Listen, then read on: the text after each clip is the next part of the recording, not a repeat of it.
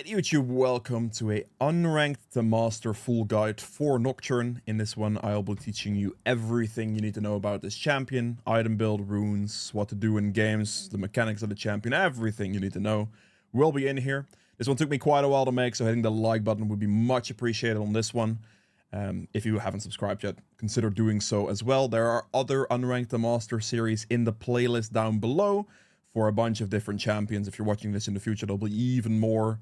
But be sure to check that out to see if there is a champion you are interested in. Nocturne specifically as a champion is absolutely great for anybody learning this role because he is very straightforward. The gameplay pattern, the gameplay loop will be very, very similar throughout all the games, as you will see.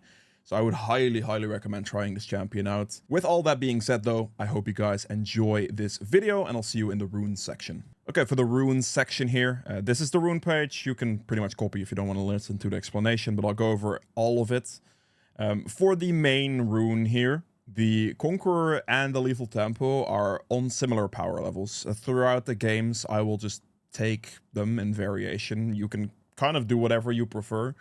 The only difference for this line here will be if you're going to go Conqueror, you're going to go Alacrity for the extra attack speed because it will be very, very good.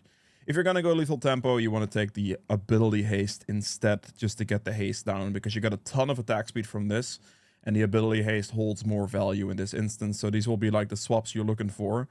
So Conqueror will be attack speed and then attack speed from Lethal Tempo will be haste. And then for this one, you can kind of do either one of these three.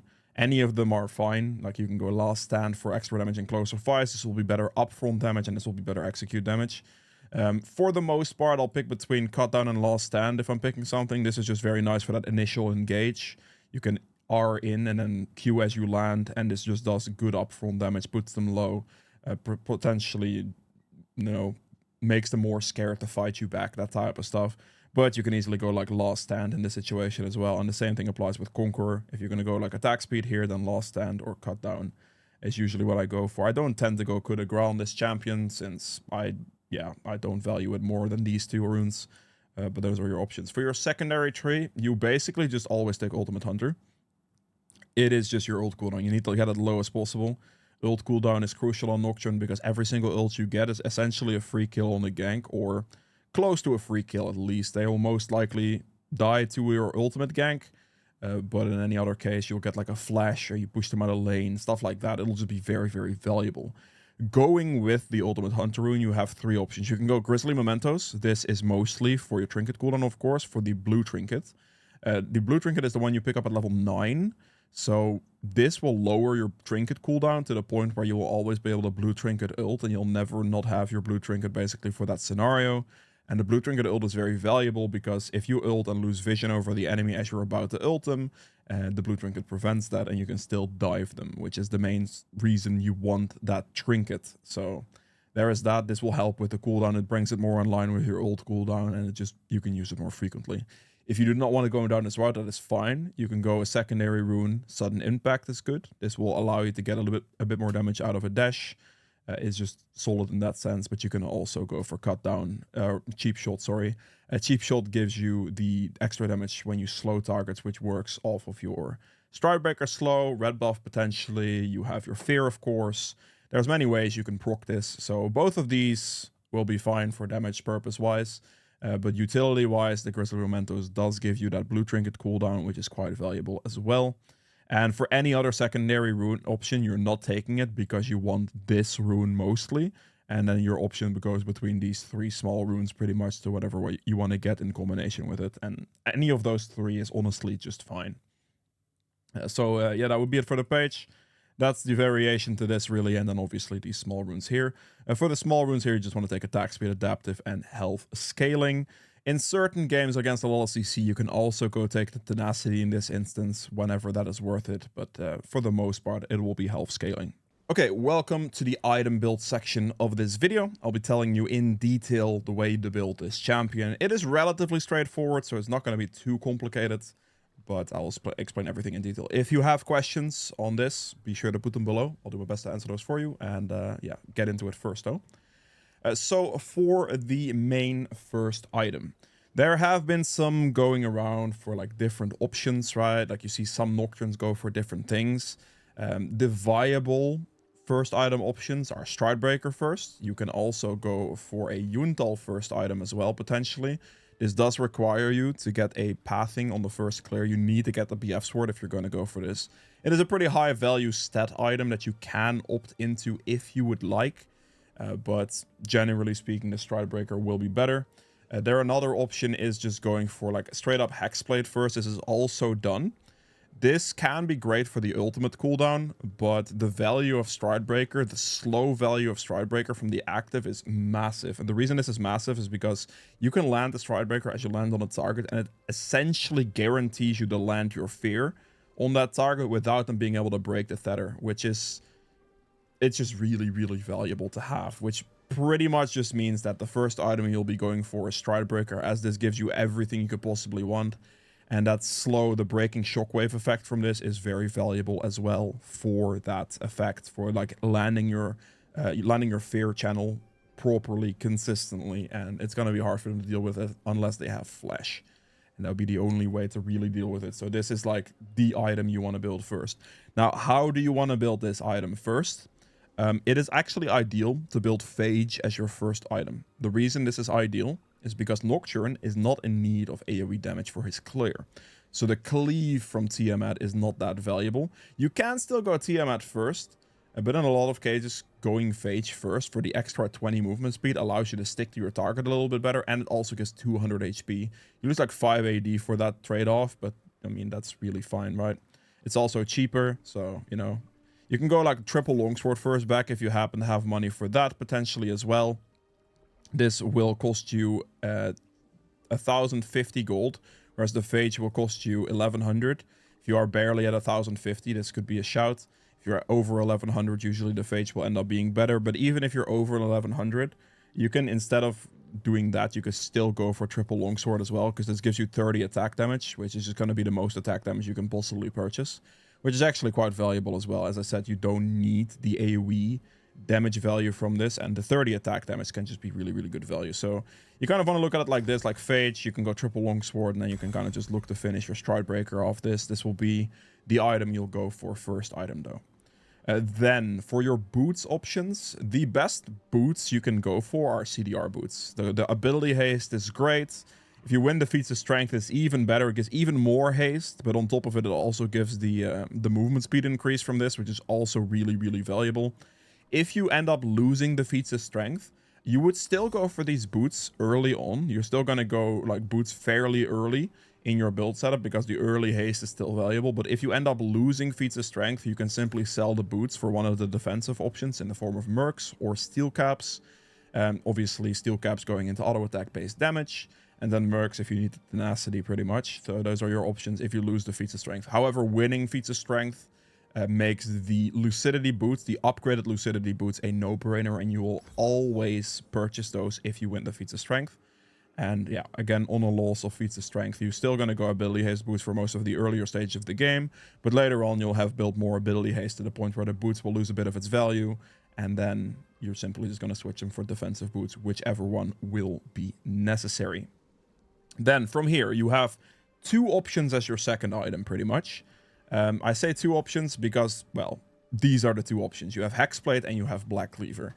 When would you go for either one? Well, if you are a full AD comp on your side, it's an insta Black Cleaver purchase, no questions asked. You just have to do it because you need the armor shred for your team in that case. So any situation where you are a full AD comp, you will purchase Cleaver as your second item always, because this reduces the enemy armor, which basically means it's armor pen for you and your teammates, because their armor gets reduced. So this is just very good value. You can land on your target and fully like stack your Black Cleaver as you connect pretty much, because you can do many instances of damage with this, and you can just, you know, proc it pretty much to full in no time. So it's going to be good value, and that is why you would want it. Dealing physical damage reduces their armor. Also has to keep in mind that AoE physical damage, so your Q is physical damage AoE, but also your passive is the AoE's physical damage hit. It stacks the stack of this, and the active from this also does physical damage. So, you know, you can get some good stacks out of, you know, the Cleaver AoE wise, so you can reduce the enemy team's armor very effectively, and for that it's a great armor penetration item when you need it. If you are not in that situation, if like it's a more squishy enemy team, if the armor penetration is less valuable, if you are snowballing, Hexblade is great. The reason Hexblade is great is your second item and will be my most purchased second item in like, I would say it's probably an 80-20 situation where I go 80% Hexblade and 20% Black Cleaver, depending on like situations that I just explained.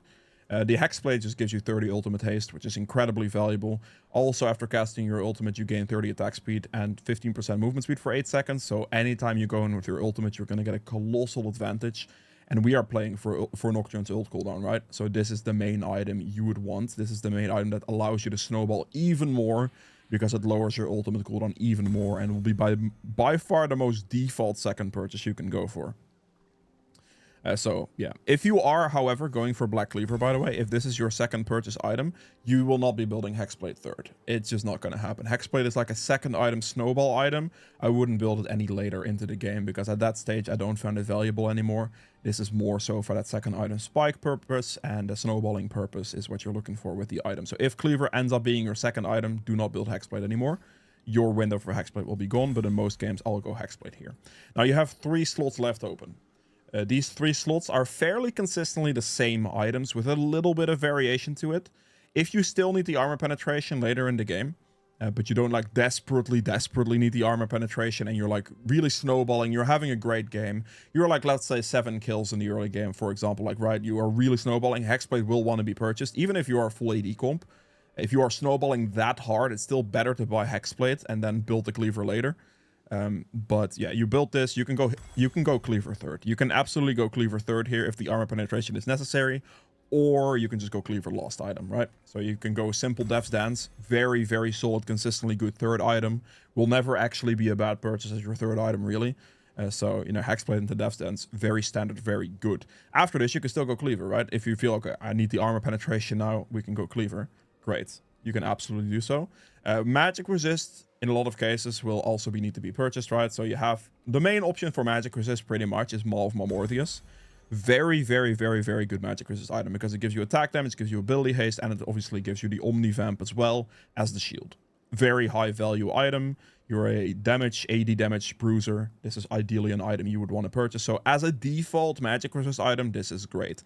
When can you not purchase Maw? That is when you need to get a Sterak's. Sterak's is one of these items that I am unable to purchase because the lifeline passive from Maw overlaps with the lifeline passive from Sterak's, and you cannot stack both of them. So if I sell this, I am now able to purchase a Sterak's. And this is just one of those where you have to make a choice, right?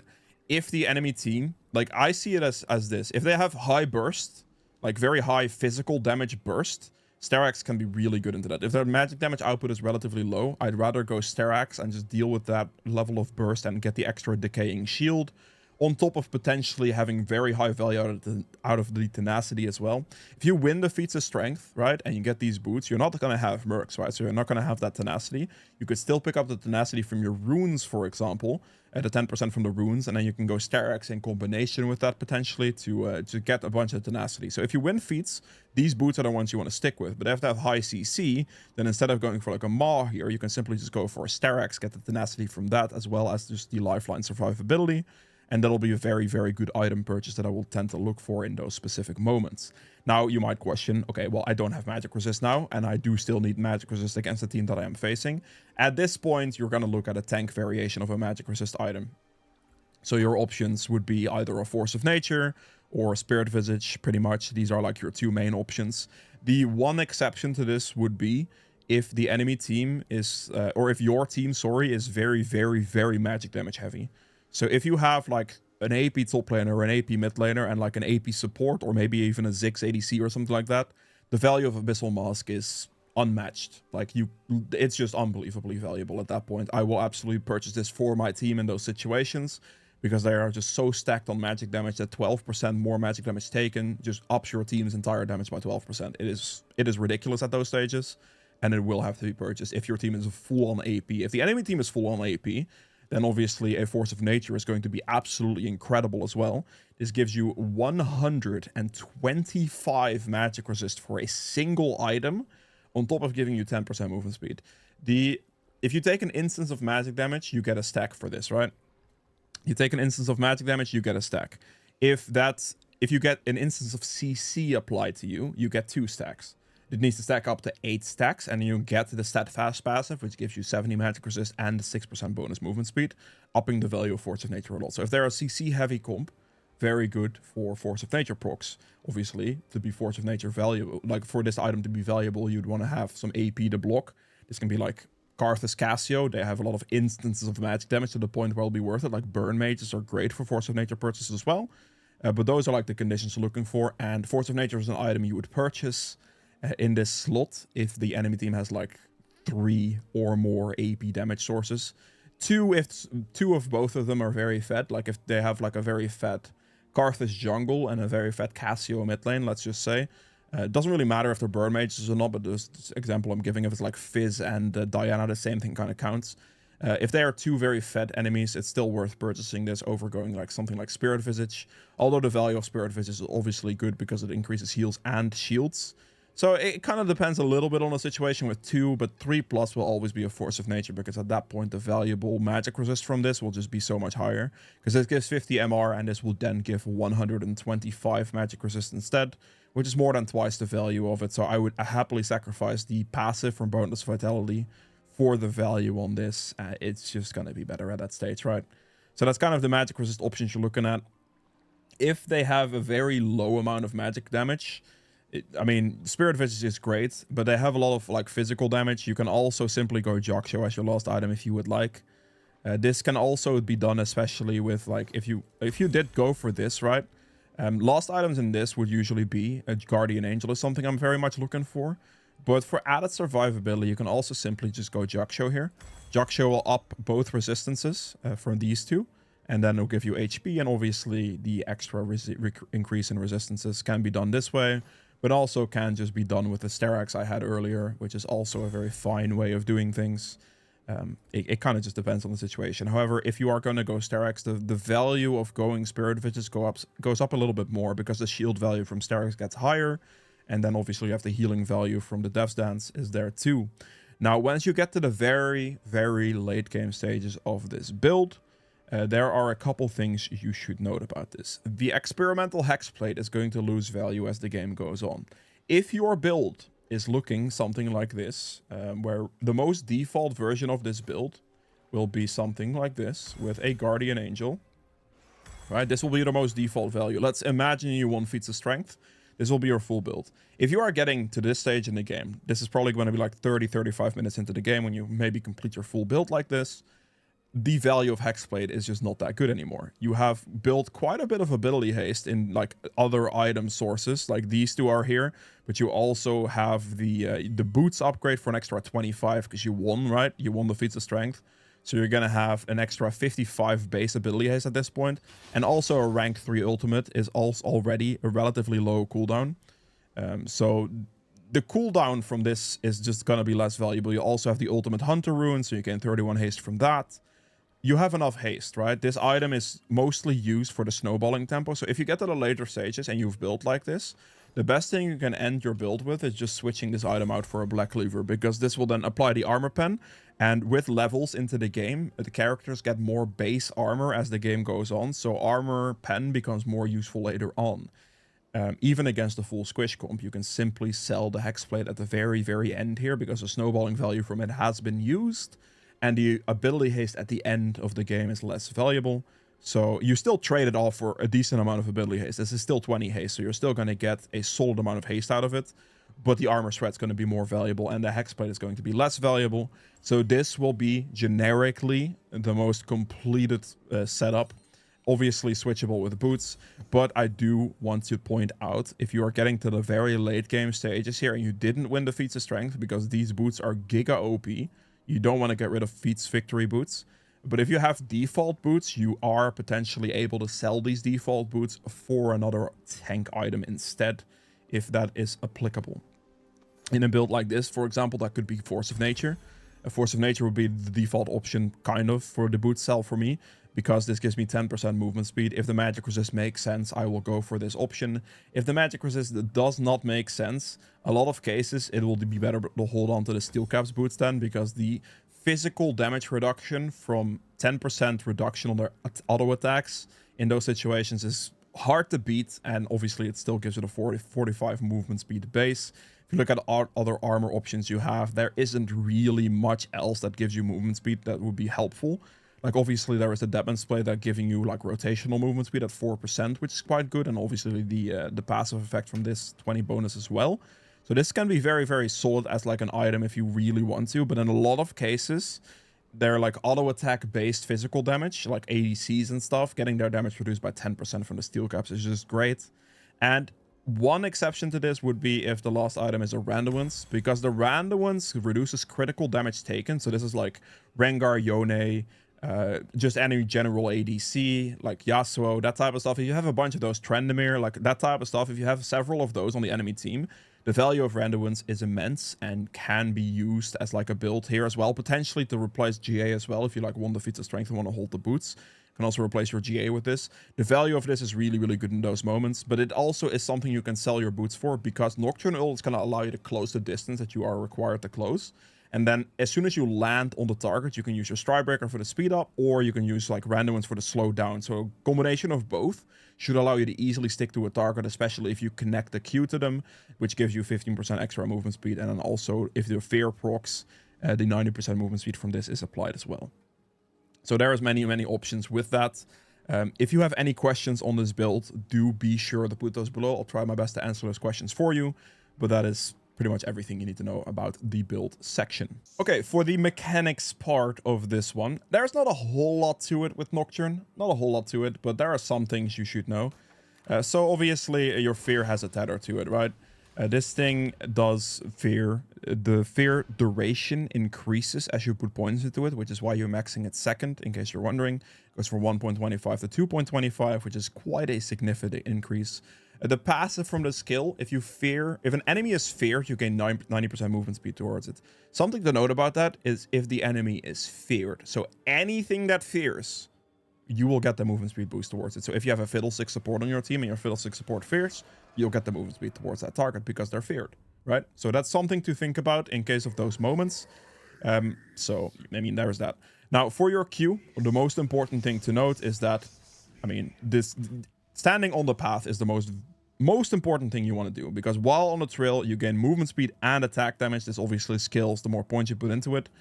But it's very important that at any moment you're fighting anybody, or like doing an objective or clearing your camps, you want to hit your Q and stand on the path as you're doing so, because it provides you the extra attack damage and gives you the advantage in a fight position. So that is incredibly important. 60 attack damage is nothing to scoff at. If you hit this Q and walk off the path and start hitting them, you're going to lose all the attack damage you would gain, and you're basically just trolling yourself. So that is incredibly important as well to remember. Now, for your spell shield, this gives you passive attack speed. The more points you put into it, the more it gives you. And the way you use this is you don't use it on your camps ever, of course. But when it comes to engaging fights, blocking anything with it doubles the attack speed passive. So if you are diving a champion where the spell shield of blocking an important ability isn't significantly important, you will just want to cast it to block anything. So you're going to go in and you're just going to cast it to block any of their abilities. It does not matter. If there's an important ability to block, like, for example, Milio's knockback, that is something you would want to target, of course. Or like Lux Q or Morgana binding. Those are things you would want to target directly, and then you don't want to just click it randomly. But if there is nothing like that, and you're diving, let's say, a Sivir, you're just going to click it as you go in, because you are going to look to block any of her abilities to be able to give you the double attack speed value and just help you kill the target quicker. So that's something important to remember. But the most important mechanic, and the only mechanic you really have to know apart from like the skill usage, of course, is the way to play with your ultimate. What do I mean by that? There are two parts of your ultimate, right? If you click it, the map gets dark. This reduces the enemy's vision to near sight, which is pretty hard to play against, kind of annoying. But then obviously the second part of this ability is the dash ability. So this skill you want to use for two parts. If you are, for example, doing a dragon, then the enemy is around the pit here. They're looking to maybe smite steal, or it's like contested on a smite skill. Like this is the enemy jungler right here. As you're doing it, you can just click darkness, and this makes it impossible for the enemy jungler to see over the pit, and they're gonna have to gamble. That is one thing mechanically that you should know about your ultimate.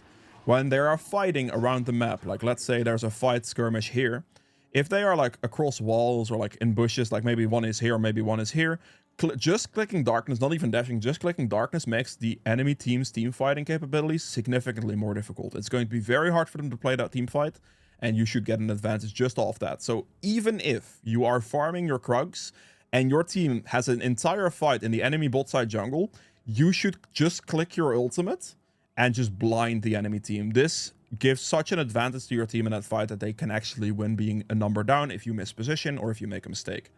Very important to remember.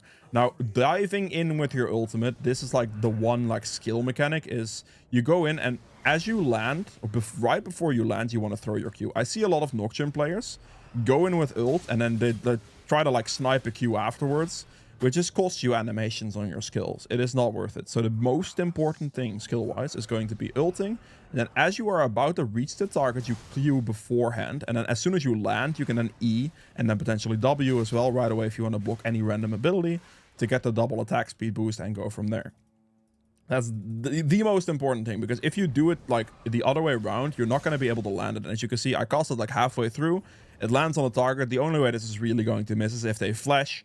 But if they have flash, they will probably be able to dodge your Q regardless. But it saves you an animation cost, so you can go in with your ult, Q it before you land, and then instantly just E and start hitting them. Click a spell shield, click your stride breaker, anything like that would be it. But you can cast all your abilities while ulting. This also just counts for like, if I ult in, I can W before I land, right?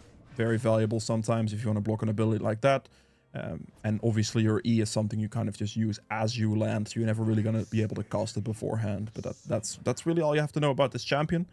Yeah, with that being said, I'll see you guys in the bronze/silver game. Okay, time for the bronze/silver game here.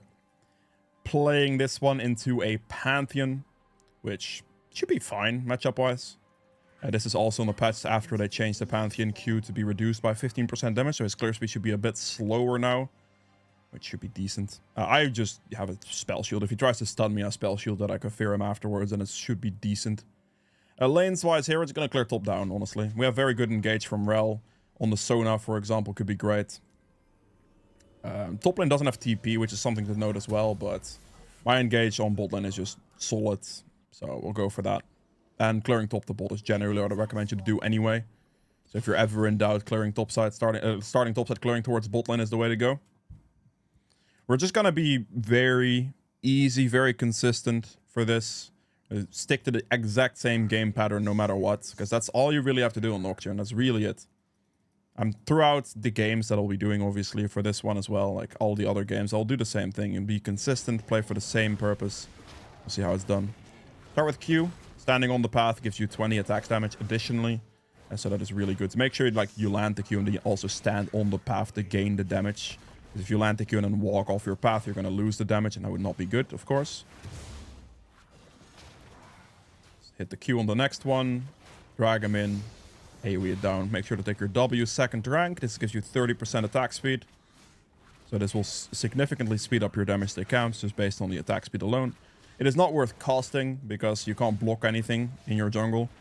So it's just about the attack speed for the extra clear. Do this camp, again making sure to stand on top of your path the entire time. And that's really about it for the clear, really. Make sure that here as well you can kite on your Q. So I'm placing my Q in such a manner that I can walk over it the entire time and then kite the camp out. 2 points Q for the full clear.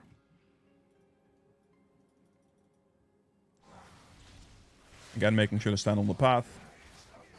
Making sure as well not to throw my Q too far over the wall, because I would give away my position. And then we Q down to walk down. That was a quick death, actually. Again here, queuing down and just dragging the red buff over my Q path. And we'll walk above it. Q down again. And we'll drag the red buff over the Q path so I can hold my attack damage. Good. And we go for the last camp here. I could smite this, but there's no real need to do so right now because there's no gank pressure. If I had like a gank opportunity on bot, I'd basically just insta-smite this for a just slightly faster clear speed. Make sure to hold the AoE there for the small ones. And then we just hold smite for the scuttle. It's completely fine. We're chilling. No gank opportunity at the moment. Maybe if their bot lane walks back out of base, it could be so. but we are just going to go clear the scuttle crab real quick. We're also clicking Sweeping Trinket here. The reason we do this is because we want to see the Pantheon move in the bush. His silhouette would be good information. He dashes forward. That's the exact moment we walk in. There he goes. This should be good. Just going to put this on him. The fear goes off. Nope, he doesn't. He flashes it. That's fine. We'll take a flash. Yeah, so flash down is fine. We'll walk through here real quick and see if top scuttle is a thing. It is a thing. Let's danger ping my bot lane. The reason I danger ping bots, I don't like, there he is, obviously. But the reason I do it, even though I don't really know where Pantheon is, because I don't see him on top scuttle right now. So that removes that information, otherwise he would have been there. So if he's not on top scuttle, he hasn't cleared that, and he most likely is going to end up being on bot scuttle, right? And because of that, I can just danger ping that. Even if he would be topside, it is still better to danger ping bot lane in that position, because if he is top, I am there to counter him. But if he is bot lane, I am not there to counter him. So my bot lane will be at a numbers disadvantage and there's nothing to be done. So it's better to just ping, even if you don't know. Because remove the situation that you can't play for and then danger ping that, you know. And we just full clear again. Nothing else going on. It's all good. Tried a gank on mid lane. Didn't work. We transitioned it for the top scuttle as well. And that's all good. The main thing you're looking to hit is level 6 on Nocturne because that makes your ganks free. So that is what we'll try to focus on. Whatever happens to your laners is fine. Don't stress it. Ooh, we won the feats. Oh, we know, actually, never mind. We lost the feats. Take it back. Mid lane doesn't have flash, but reaching this position is not really happening either. Just keep clearing.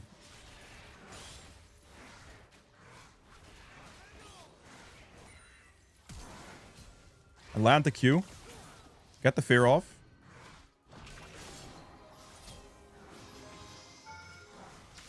You're trolling! He got his shield back and lived!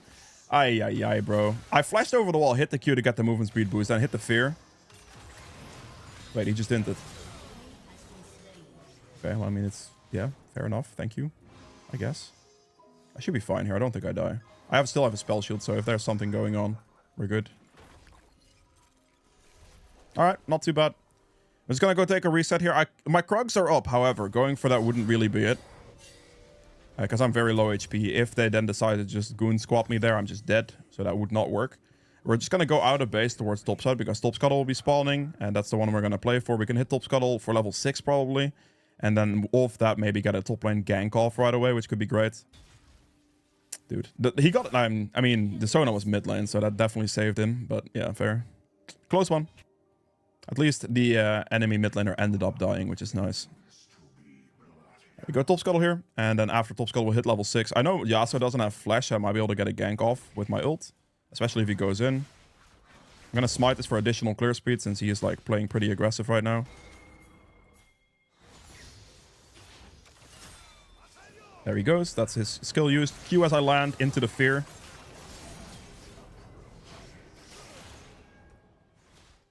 You're not serious. And he has wind wall, of course. Holy, he lives the same way twice. 1 HP, are you serious? That dude is lucky as heck. Holy moly. That was what you call luck. Alright. I check his red buff here. We see Pantheon bot lane, so basically his topside camps are just up, right? Or respawning at least. There's his red buff. This little piece of information, just knowing exactly where enemy jungler is, allows to do this. He is obviously going to dragon, but with my bot lane basically being dead, it's not really going to be something I can contest. Used my ultimate. Unfortunately didn't get the kill, but that's fine. The wave has passed by here, so the wave has passed by here as well. You can't be seen. So we'll just do Krugs next. And make sure they like keep clearing consistently at this boat at least. Ask for like a ward on the entrance. Could be nice. We're gonna walk away here. Make sure to be ahead of the minion wave. And let's go take his raptors here too. Like he did dragon in this instance, but I was able to secure 3 of his topside camps pretty much. So I can trade like pretty nicely for this. Make sure to hit this in a way that it doesn't go over the wall to the turret so they can't see that. Pantheon's still bot lane as well. I think that's just... I mean, this guy's walking forward again, so surely... There he goes. He should be dead here. There's no way. What are you gonna do? Q me? Go for it, bro. He has tier 2 boots. I don't actually know if I can catch this. We'll see. Okay, this is fine. He's dead.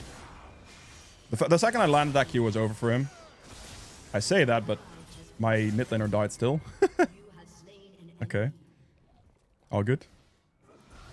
Attack this. Now, Pantheon does probably have ult. He's level 6, so he could maybe go here. We'll see. My Q can sustain me. It's fine. Let's see if I get punished here. I think I should be fine since he was just bot lane. Maybe he took my bot side camps, but that's okay. He is top lane. At my HP range... Oh, he killed him! Okay, Mordekaiser. You're popping off, brother. Well done. I need to be in range for this. Nah, he's dead. He's dead. He's dead. I'll just wait for Scuttle. Scuttle into full clear here, pretty much. I would look for an ultimate. I might be able to ult this Yasuo, to be fair. Because I do have my ult off cooldown right now, so going for a play would be pretty good.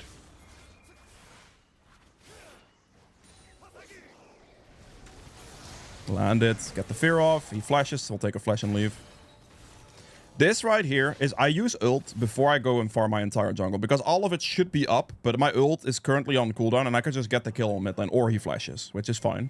If you get a flash for like a play like that, it's completely fine. But now we just go back to full clearing, making sure to keep a consistent pacing in our camps, and we're good. We should be able to just clear everything here. All we need.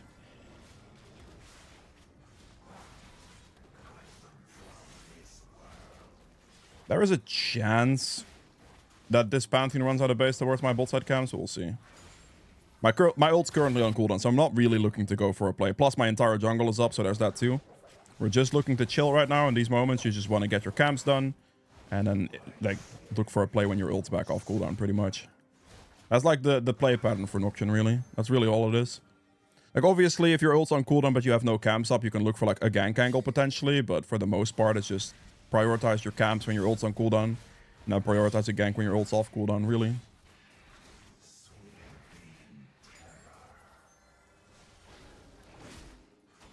Pantheon is mid. Nothing really happened. Actually, I flashed. Okay. Should have smite that in case he walks up to me here. Ult's not up yet. That dude's dead. I'll clear the camp before I go for the bot lane play at this point, because, I mean, I wouldn't be able to reach this anyway. That's a hefty chase. They're like perma running away from me in this position, so it wouldn't really be catchable. I am assuming... Oh, support's here. I'll just take a free wave, honestly. I'm just going to take the wave for free, and that's fine. Good. And now we just recall. My ult's not off cooldown yet. It's going to be off cooldown in 10 seconds. I might be able to just get the mid lane kill, because I can afford my Stride Breaker right now. I land the Stride Breaker slow on the engage, and he should be dead. He doesn't have flash. Great. I am level 9 as well, so I get a blue trinket. This allows me to get my ult off if I lose vision. And we just run mid lane with ult. Now we just full cleared, we get our ultimate back, and we go for a new play. That's really all we're looking for. The second we get in range, we ult. This is good, we just go in. And the Stride Breaker slow. Perfect, goodbye. Ooh, brother. Okay, well, slow, like, Q, smite for the slow, sorry. He has the path on him, so I get the movement speed bonus towards him. Okay. Check his bot side camps. Might as well. Okay.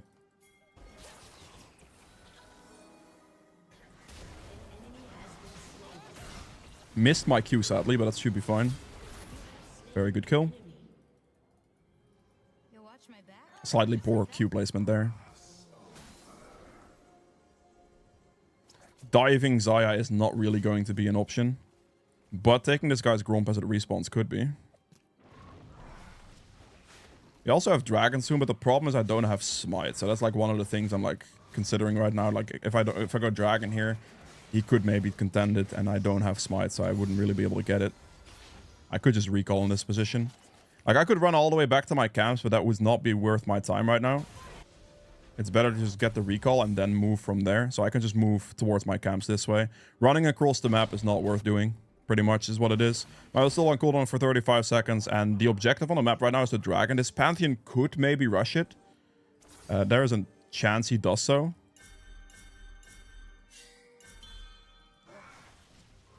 Just make sure to ping it a couple times. Ask for vision. Maybe mid laner proceeds to go for vision, you know? Okay. He placed the ward. This is perfect. Mid laner listened to the pings for the vision. We're happy with that.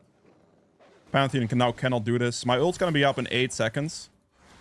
We're just gonna clear this camp and then look mid. Like, look to ult something ASAP. If he kills mid lane here, that's great. If not, that's fine. This is why we have blue trinket, by the way. Wait!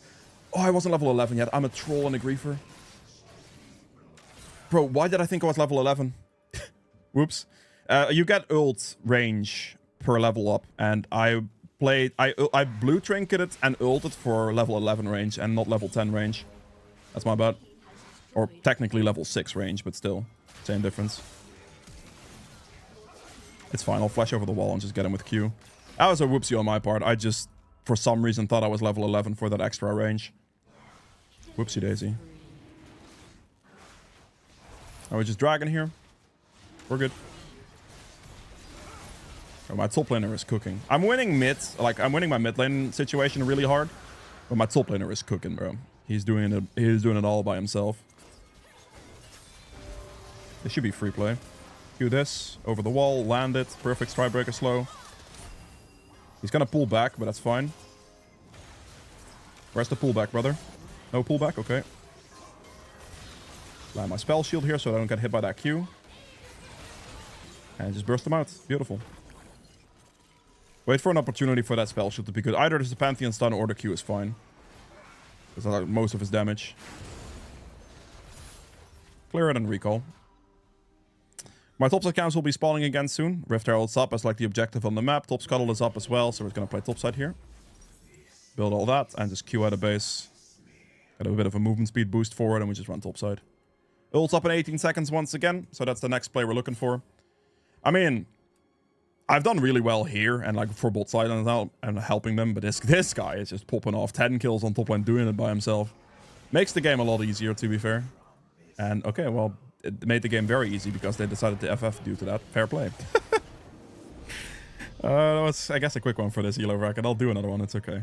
See you guys in a bit. Okay, time for, well, the second game here in the bronze-silver category. The first one ended pretty quick, but the information is still good. So we are going to go for the second one. I will be against the Neferi in this one, which I actually think I lose 1v1s against that champion straight up.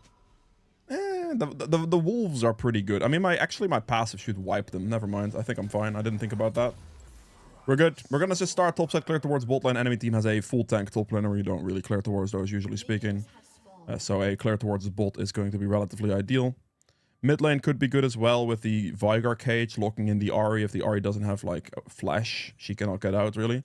Because I believe Ahri can't ult dash out of it without getting stunned. So that could be a good shout as well. We will see. Start with Q. Make sure to stand on your path to get the extra AD. So that way you can gain clear speed. If you throw your Q and then don't stand on your path, you are trolling. Because your AD drops and your damage clear speed drops. Right here as well, we're going to walk under the red buff Q up so we can use this to kite the red buff over the path while holding our AD. Just a little bit more efficient that way. And Q over that way as well.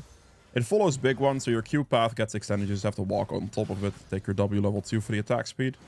And then you can Q here as well to get a path towards this position.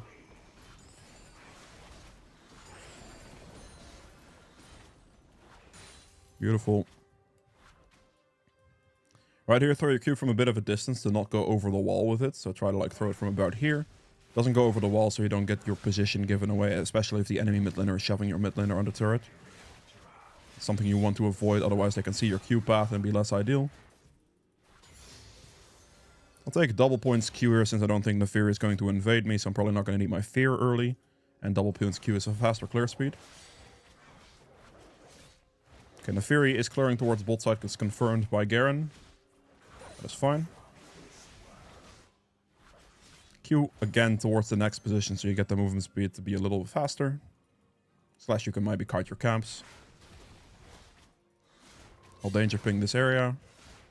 Make my team aware. I might be able to... Oh, they're going to get engaged on. That one's over, yeah.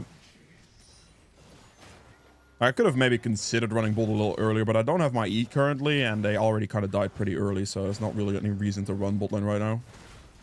It's not like I'm going to like return anything, unless they tank like 3 turrets off like they're doing. Which, yeah. Sure. Okay, we'll just run bot lane now, see if we can make something happen. Let's sweeping trinket. Don't hit the plant, because that gives away your position instantly. That would not be worth. I don't think they've placed any wards yet, which has just been confirmed, so there should be a free kill angle for us. Interesting. Still Q path. Does this Q kill? It probably won't, so I'm just gonna kill this guy instead. Okay, that is a lot of summoners used.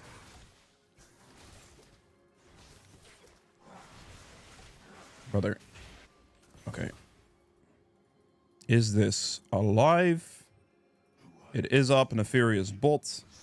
Yeah, the enemy bot lane just kind of really walked down that path. I was able to force all their summoners. I could take the gank timer with this Bard. If he wants a portal gank with this, that's fine. Didn't happen. I will have to look for a reset soon. In this position here, because I saw on the Fury Bolt, I can kind of just run through here and just clear the scuttle as well.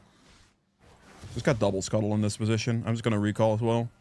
This does delay me clear my camps a little bit, but I just got double scuttle and I could just recall for this.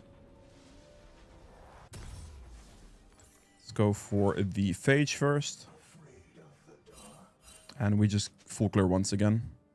We're a little slow. There's a small chance that the Fury like really works for it. She could go like Raptors on that. And then like go from the clear from there, but I don't think she will do this. Let's get both of this and we just full clear down and we're gonna be fine. It's gonna be good XP for us.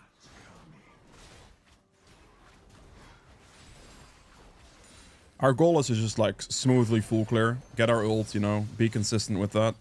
That's level 5. I believe I should be able to hit 6 off of full clear here, or I'll be close at least. A Fury top. We have no business running top here. This guy is going to be dead before I get there. If he survives, that'd be amazing, but I doubt he would. Yeah. No problem.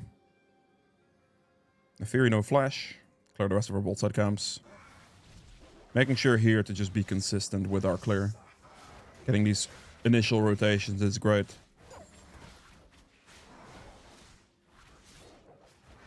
Beautiful. And then Gromp is gonna put me probably like 1 XP off level 6 at this point. I think I'm gonna be really, really close. There's a control ward here, so I might be able to look for a sneaky bot lane gank. I do know that Neferi's Raptors are up, so I might be able to hit level 6 off that. Or otherwise, I might be able to snipe some XP off the mid wave here as well. I am really close to it. If I can hit level 6 off like Raptors here, I might be able to sneak a nice bot lane gank in with ult. I don't even have to get the big Raptor, I just have to get like 1 or 2 small ones. There it is. The Fury is bot lane, okay. Clear this and move. Okay, we're gonna be in ult range soon enough. Is it going to be good to do though is a different question. I do not see the Smolder currently, and there's also a ward here. Okay, Smolder is seen, so we're gonna go for Smolder. Good. That did not block the thing I wanted it to block, but that's fine. I was able to snipe a nice kill on the low HP Smolder. Just making sure here to just not lose this cannon minion at least. Okay, they did some poke to me there. Let's clean up the wave and we'll just recall. My camps are all gonna respawn again, so we just want to make sure we recall. And we go back to base quickly. Not gonna linger too much. Don't waste too much time. That's a great kill. That might even be a great double kill. Actually, the Smolder is going to come back. Yep. Okay, all of our camps are respawning again. As you can see, my ult's now on cooldown for about 75 seconds.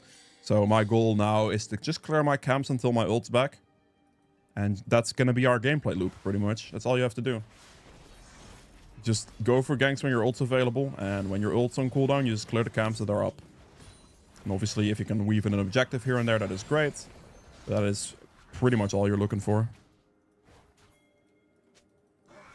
Like, looking for, like, mid lane here, very hard kill without ultimate. If I have ultimate, I can do this, but without the ultimate, it's just not really going to happen. So we're just going to chill.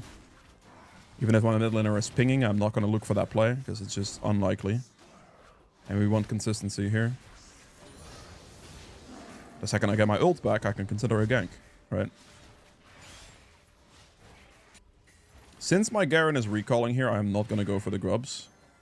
I'll just clear my bolstered camps, wait for my ult cooldown, or chillin'. You can go like grubs here. If Garen's like kind of ping to go for it and stuff like that, you can definitely send it. But I have no mid lane prio at the moment.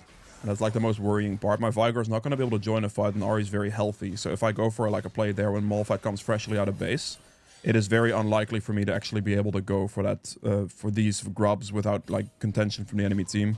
Since the Malphite's going to be stronger and the enemy mid laner is going to be stronger in that position, and it's not really happening, right?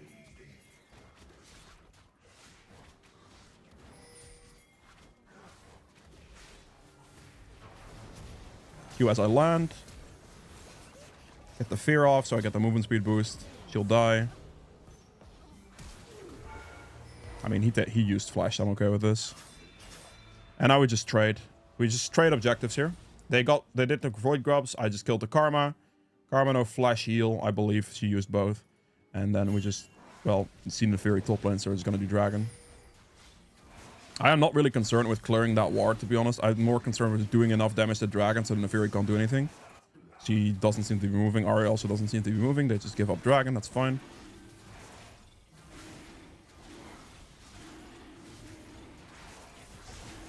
Perfect.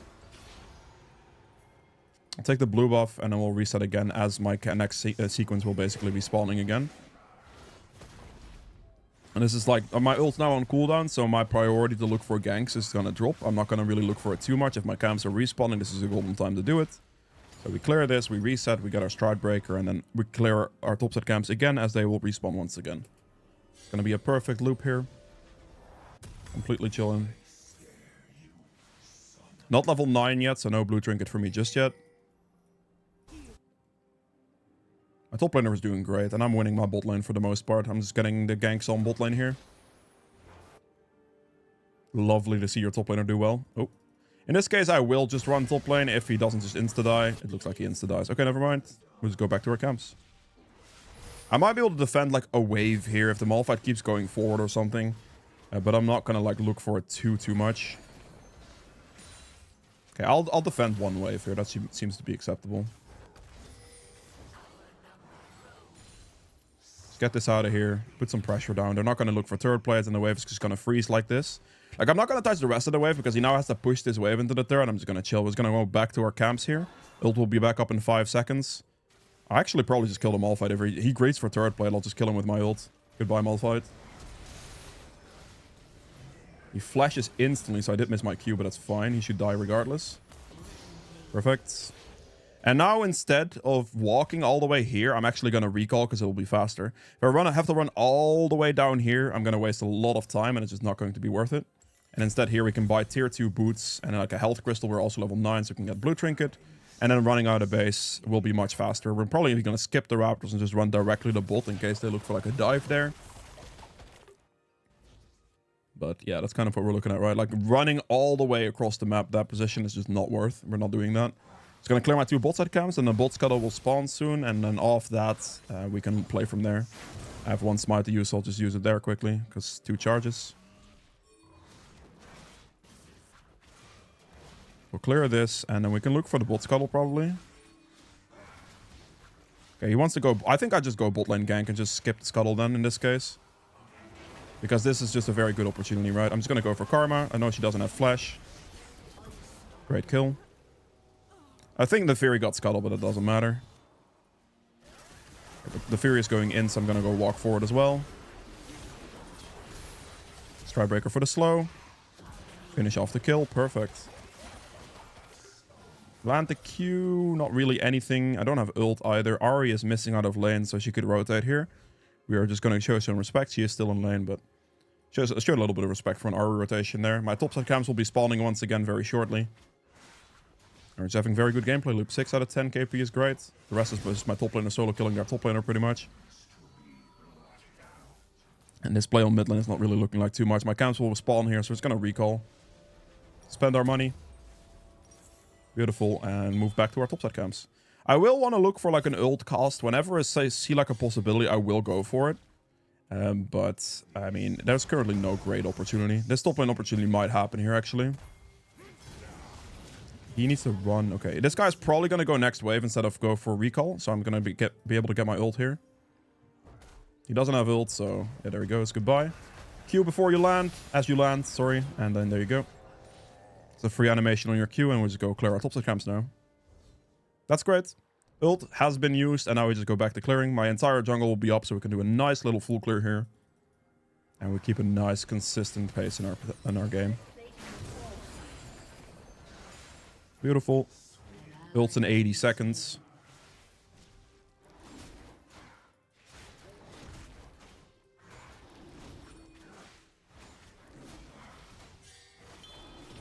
And after this full clear, pretty much, my ult will be off cooldown in time for me to potentially go for like a bot lane gank.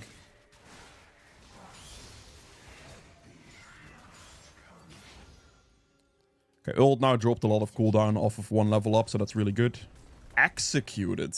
Interesting. Wait, where did he do this? Huh. Okay, no ult yet. There's the smite upgrade. Dragon's in 19 seconds. So something to look for sure. We're going to finish this camp. We're probably just going to do Dragon on spawn. Probably have to danger ping top lane, since I think at this point the Fury may have recalled for that. Since our bot lane also recalled, so staying on the map for like a Dragon probably wouldn't make too much sense. So it should be fine here to just do straight up Dragon.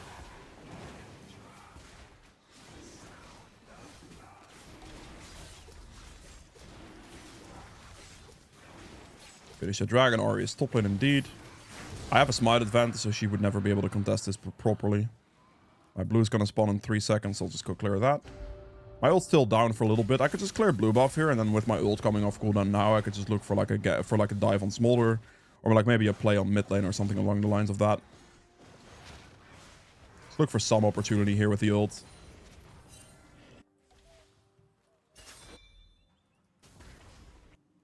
Bunch of people top. But this is an angle where we probably can just dive bot lane. I don't even have to ult for this probably. I could just dive him here.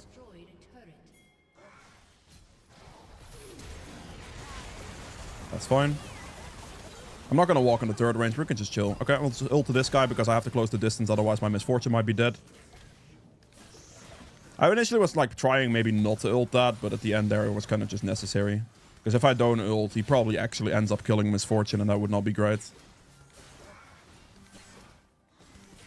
We finish off turret here, and we'll just look for a nice reset. I have my Hex Blade as well.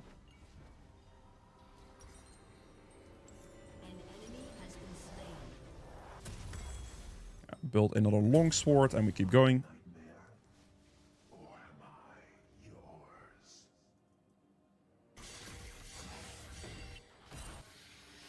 Okay, she is going for the Otacon here, or for the Rift Herald, sorry. I don't know if I make this, but I'll try.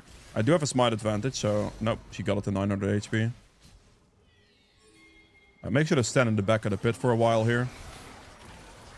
Fear should go off anyway, so that should be a dead Naafiri. Perfect. Smite this guy for a bit of a slow. Perfect. Get this for vision. I landed my Q, so I have some movement speed towards this. TP comes in, we just back off. That landed, okay. Ooh, that's a lot of numbers here. That's Darkness Blind. Doesn't go for Smolder. Nope. Okay, well, that's a little bit on the awkward side. A lot of numbers there, and the Garen ran off to this side here. So we were a number down there too, sadly. However, that is 3 people top lane, and we got a push for the top lane turret and a push for the mid lane turret here. Okay, little bit too greedy. That's okay. Let's go Dev's Dance next. Out of base here, what we're looking at here, the Dragon's gonna spawn in like 2.5 minutes. We have all our camps up, and we're also on cooldown for another 30 seconds. So going out of base here, we could just simply take the Hex Gate, clear our jungle, and then play towards the Dragon position. And if my ult comes back off cooldown, and I can get an ultimate off in like about 19 seconds on like mid lane, I could look for that too. But for now, we're just gonna do this. I did just give Malphite 1,000 gold, which is not the worst thing in the world actually. Giving it to like Smolder would have been significantly worse, so this is good. We just clear my topside camps, my ult will be off cooldown, and then we can look for a play. Anyone that walks in like a side lane we're looking for, like anyone who walks by themselves, you should easily be able to snipe a nice kill on.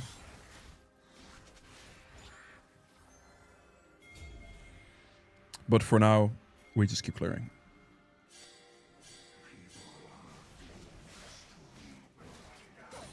With the ult off cooldown, I'm just looking at the map, see what my options are. There are 3 people top lane, Karma included. We're just gonna go Smolder directly here. Gonna take the Hex Gate, get in range for ult on Smolder, and we're good. He's not gonna clear the wave in time, so I'm good here. We ult him. Q as we land. E. Spell shield as well. Block anything gives you just an attack speed increase, and we just finish this off. Perfect. That is like the targets we're looking for. Like, right, just a little bit out of position. Free kill, 3 people top lane. Completely chill. Make sure to hit turret here. My goal here is to finish the turret because this thing is worth 700 gold. Split between 2 people will still be 350 gold for me.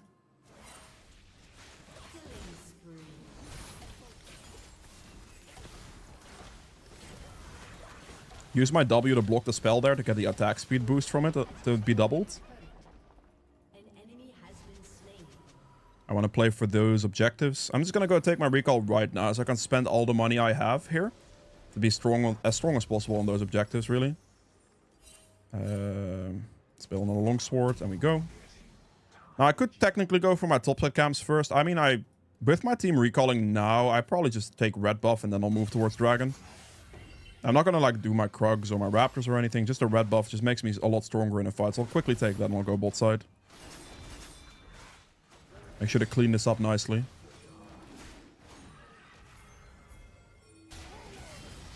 Running top here would not necessarily be worth. If I'm in range for the Karma ult, I'll go for it.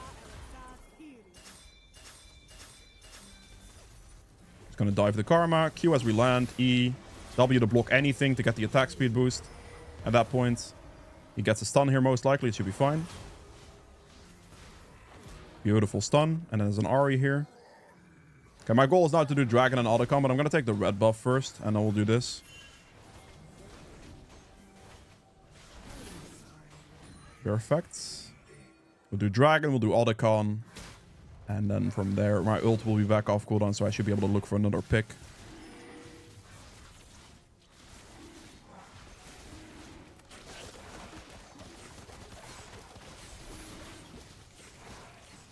Yeah, as you can see, the main thing I'm doing is just consistently clearing my camps when my ult's on cooldown. When my ult's off cooldown, we're gonna look for a kill or a pick. Clearing camps also includes doing objectives like this, of course. My ult's now on cooldown, we just chill on the objectives. And then once it comes back, I might be able to kill the Smolder as he walks a little bit further into lane here, potentially. That could be a shout, or Karma, perhaps.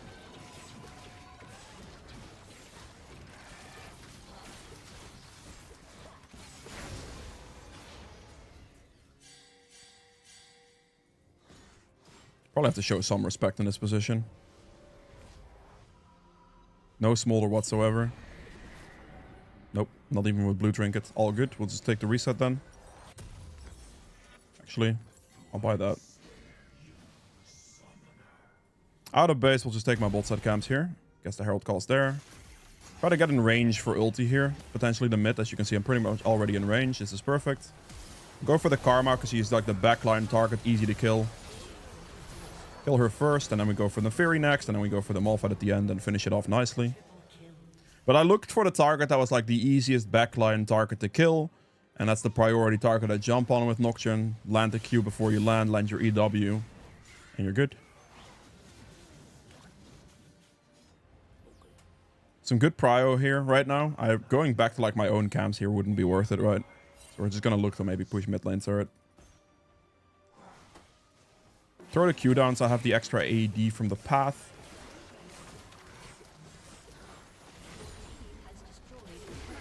Okay, that's fine. The red smites allows for that slow, which is pretty nice. And we just back off. We look for a top lane turret now. Just gonna Q for some movement speed here. Builds up in 4 seconds. Malphite could maybe ult us. I'm gonna not stack with my team right now. I'm gonna go in here, because that is a beautiful time to go in. And that should be it. Ult cooldown is now super duper low. So I was able to get like a nice engage on that one. And I think we should be able to finish the game off this.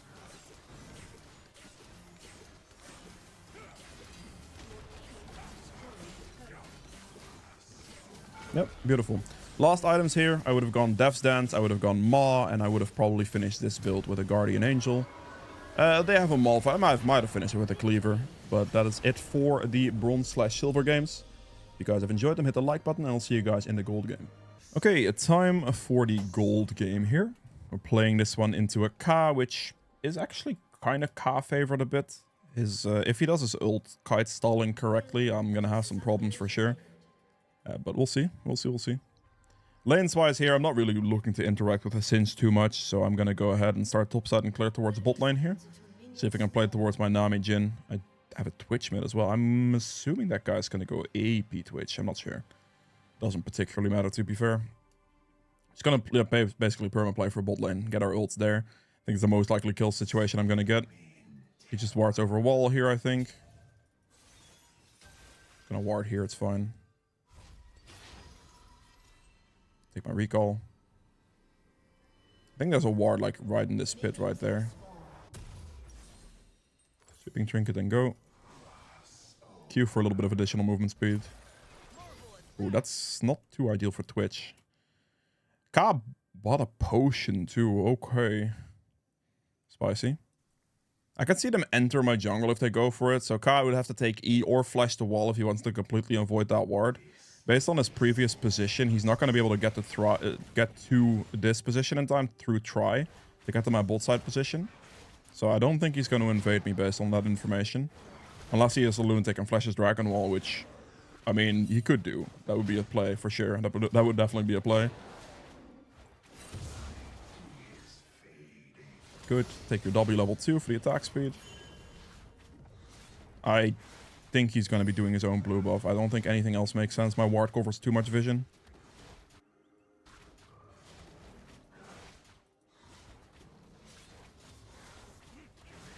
I am not going to interact with the Singe in this one. Oh, he did do my red buff. He actually went for like the... What? The man went for the delayed pathing or flashed the Dragon Wall. Are you serious? Okay. Goddamn. You actually full sent that, eh? I'm just gonna kill Singe. I can kill Singe in this position pretty calmly. Shouldn't be too big of a problem. Spell shield the fling, so he can't use that on me. And then I think Twitch should have him. Very nice. Okay, let's go for this guy's topside camps, since my bot-side camps are apparently gone. That guy just flashed over the Dragon Wall or something ridiculous. Or actually walked through try, but still, same thing applies. It's ridiculous. Not too worried about it.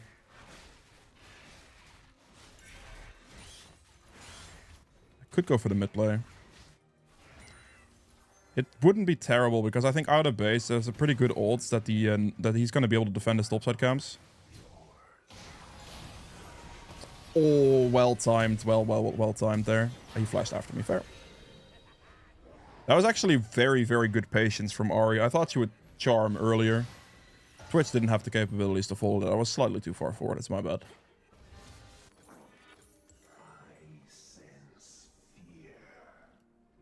Okay. Could have done his red buff. I thought he would defend it more aggressively, but he actually didn't. This guy is just doing some random stuff that is currently hard for me to read. He did red in the Krugs even. Okay. I guess that makes sense because my raptors were warded, right? Yeah. No worries. He's definitely doing his topside camps right now. And then we have a Krug spawning. I'll go for those.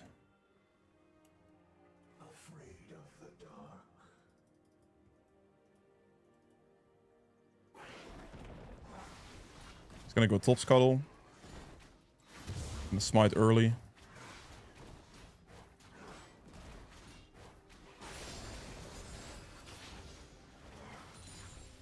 I missed one. Of course I did. Okay, let's go for my wolves. Clear my 2 topside camps here. I'm just gonna try to clear our camps as consistently as possible. I wonder if this guy would have gone for my Gromp respawn. I mean, he could technically. With the Singe prio there, it's possible. This guy is doing some stuff.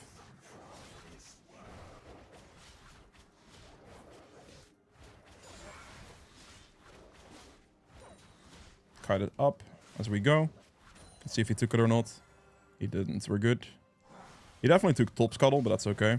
His raptors are going to spawn in 10 seconds, which is what I'm going to play for, since I think what happened here is Ka cleared top scuttle and then reset, proceeds to go bot side map. So with that information, we're gonna ping the bot side situation here. Gonna hold my smite for the raptors, and we're just gonna clear that. Take a tier 2 raptor camp. That is not ideal. Twitch is getting kind of hammered. I also walked over a ward. It's even worse. Ari's gonna walk into me, so I can't even go for the raptors. Okay, that's just a lot of defense. Because my mid laner is dead, I can't walk for raptors here, sadly. That would be way too greedy. Take this in boots. Keep going.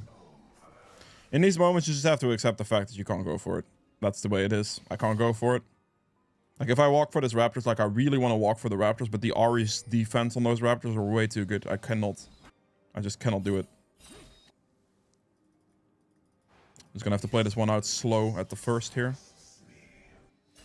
My prio on the mid position is just non-existent, so... That was dragon, that's fair.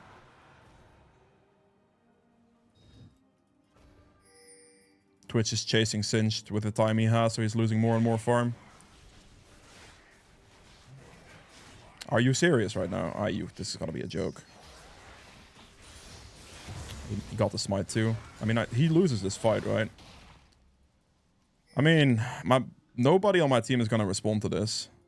He already wasted his leap, so he's not gonna easily be able to get a hit off. I think I should be able to win this fight. Yeah, he's just a lunatic, okay? No worries. I cannot go defend mid. I don't have ult. Yeah, nice one. I'm level 5, brother. And he dies. Okay. Well, it seems that the straws I drew this game are a bit unlucky.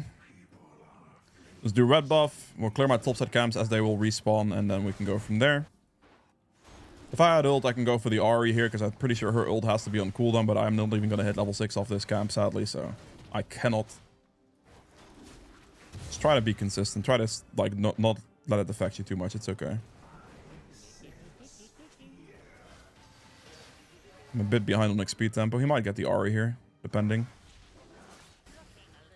It's close. And sadly, I wish I was level 6 there, but I'm just not.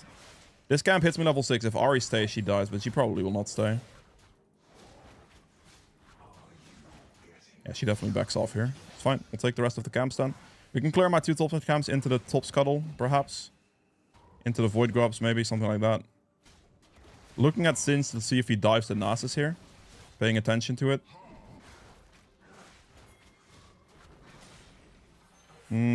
Seems like Nasus is just playing safe. It's gonna do blue buff. I can ult at any time. So I'm not too concerned about it. Make sure to do spell shield so you can't fling me. Good kill. Just about patience. Like, I'm not gonna try to chase the Singe by myself, but if Nasus goes for it with his wither, then Singe just dies for free. It's good. I can leave my blue up, do top scuttle, and do void grubs here, hopefully. Ka's gonna show. Ahri's gonna show too. I'm just gonna smite this and leave. My problem here is that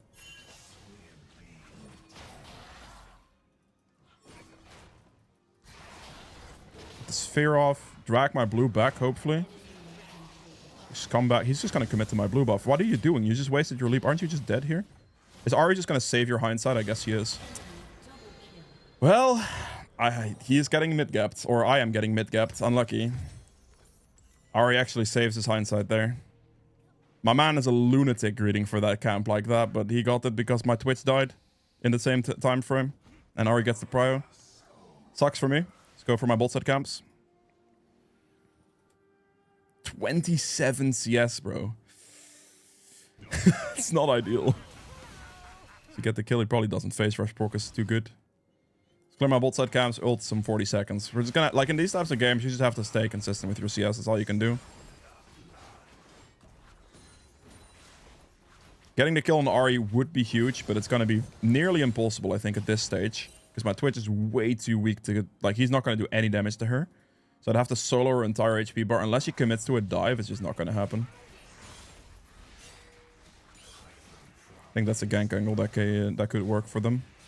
I was gonna do my 2 topside camps here. My ult will be back up soon. Ka just got this, so he's gonna be like bot situation here. Make sure to ping that as well. This guy's just gonna die.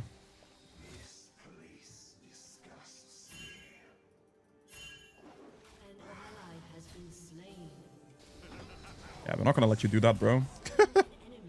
I refuse to let you flip me. That's not happening. He's leaping out. There's no way I'm gonna chase that. Take a free kill on Cinch. We don't mind those. If he gets jumped by K, I can ult. But I am paying attention to it. Although it's just not particularly worth it. If I jump him now, the Ahri would kill me. So it's not worth it either. He's just dead to K. It's not worth saving it's not worth saving him. It's just not.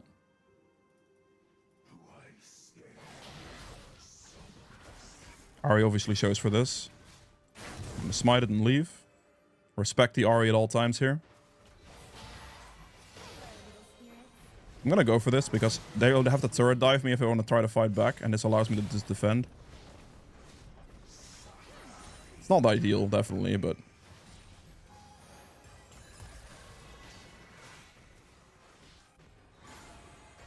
Oh. Okay, I mean, it doesn't really do anything. He's checking my bot side count, so he's not really getting anything there either. He's gonna have to recall in this position. Oh, my Nami's dead. That's tough. He kind of walked up a little far there, sadly. Okay, bot side council respawn again. Bro has 30... Ooh, he has the reverse CS of Ahri. They're gonna get Dragon here. I have no business trying to contend anything because my mid laner is losing too hard right now. And because he is losing this badly, I just have no priority whatsoever. Like, I cannot. This Ahri is way too strong for me to consider anything right now.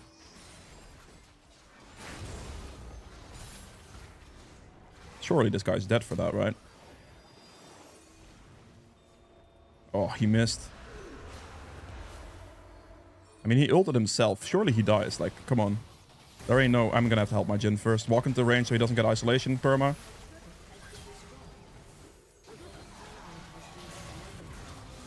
Okay, I'm gonna let my Twitch die to Ahri. Don't do that, bro. What are you thinking? I mean, you're dead now. Goodbye. Goodbye. Yeah, whatever. Unlucky. Making sure to not get this to go into the turret. Why do you have to come back here, bro? I'm gonna actually flash that. Oh, that wasn't in range. This is incredibly frustrating. I got completely pincered there, and Bard came back at like 20 HP to actually like make sure that he can push the wave in there. Otherwise, I could have just all-in the Ezreal, and I think I would have won. Very frustrating. Unfortunate. Okay, level 9 needs blue trinket. The mid difference right now is so huge. The Ahri puts up so much pressure. It's gonna be hard to play for a while. I might have to just ult the Singed here. I will not be able to. I'm just gonna like see if I can run bot, because if the Ahri overstays in this position, I'm gonna be able to get a 1000 gold shutdown off the Ahri. That would be absolutely incredible.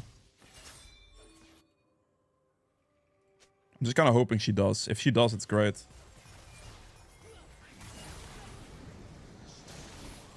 Land that for the slow.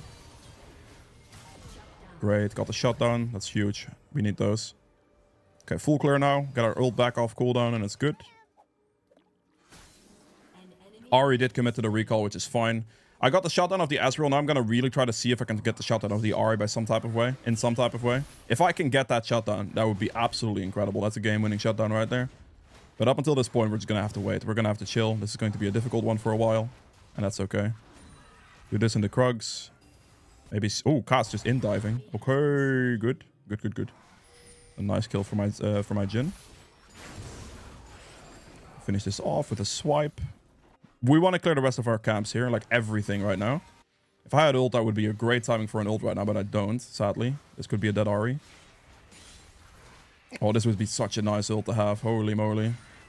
Gonna walk this way and see if I can maybe land a sneaky Q on this guy. I was able to get a sneaky Q on the Ahri for the shutdown. That is so good. That is so good. Yeah, she made a mistake. And we take those. Those are the mistakes you're waiting for. That sneaky Q right there just provided me 1000 gold. That should be GG, well played. I think I don't lose from that point. Okay, that's fine. Ult's up in 38, so I'm not going to be able to use that too much. They did win defeats, but that's okay. Does he land the slow? The ground is kind of annoying. Fair play to the Singed. Ahri is going to be alive. Can I do this Rift Herald? We can hit it.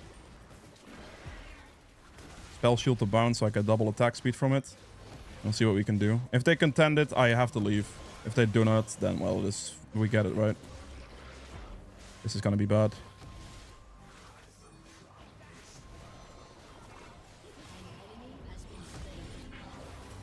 I need my Twitch to not go top wave here. This is bad. Smite.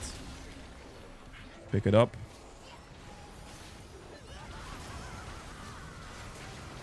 Ult, yep, good. Okay. I waited there because I was already in melee range, so I didn't instantly click ult, but I waited in that position. Let me get this 1 second. This is good. Very, very good. I waited with ulting the Ahri because the darkness was already important to deny the rest of the team from backing up in that fight. So the darkness was applied, and then I waited for Ahri to do one ult dash away before I ulted her. Or if my ult's gonna hit the threshold of actually killing the Ahri. One of those two conditions. So I can hit her melee range first and then follow up after she dashes away and finish her off. So that's really, really good. Let me finish this camp for my level, for my smite finish, sorry. And we're gonna go for the dragon after this. We have 30 seconds to make it, so that should be good. We get hex plates. We get mercs. Double longsword. Very good. Okay, ult back up in 38 seconds. We have Rift Herald now as well. We are now incredibly strong. That was a very, very good recall for us. Mercs against the team will hold the biggest value, I think. Helps against the charm and a stun. Obviously I have a spell shield, but still. Since he's going for a colossal proxy and base, which is fine.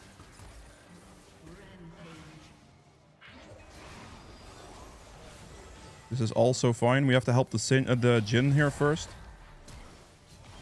Get the Stridebreaker slow on him. Very good kill. We need to go for the Ahri first here. We're gonna spell shield it in case she fears right or charms right there. We turn around, we ult this Bard. Get the Stridebreaker for the kill and chase the Ezreal because he's gonna get withered by Nasus. Very good, and then we just dragon. Okay, the Wither should actually be enough for Ahri to die here. Because I just flash Q to get close to last a little bit. I probably didn't have to flash there, actually. I thought I was safer, but I definitely didn't have to flash. But we take a kill, though. That's great from Nasus. Nasus is gaming right now. He's got so many kills. I don't want to be alone right now because the isolation damage from Ka is still very scary, so I need him to help me. Okay, he's not here.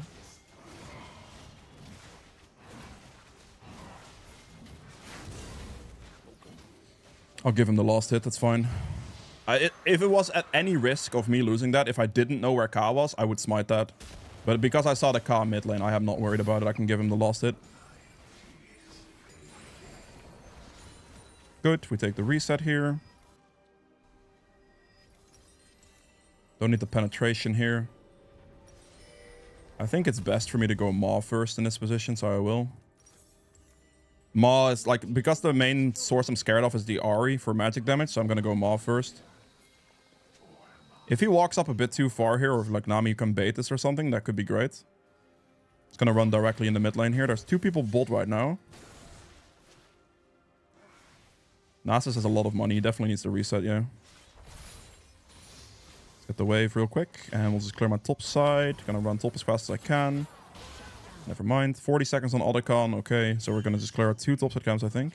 I don't want to 2v1 dive this play. Okay, I might do it now. I'm gonna go for the Bard because he's an easier target to go for. That's fine.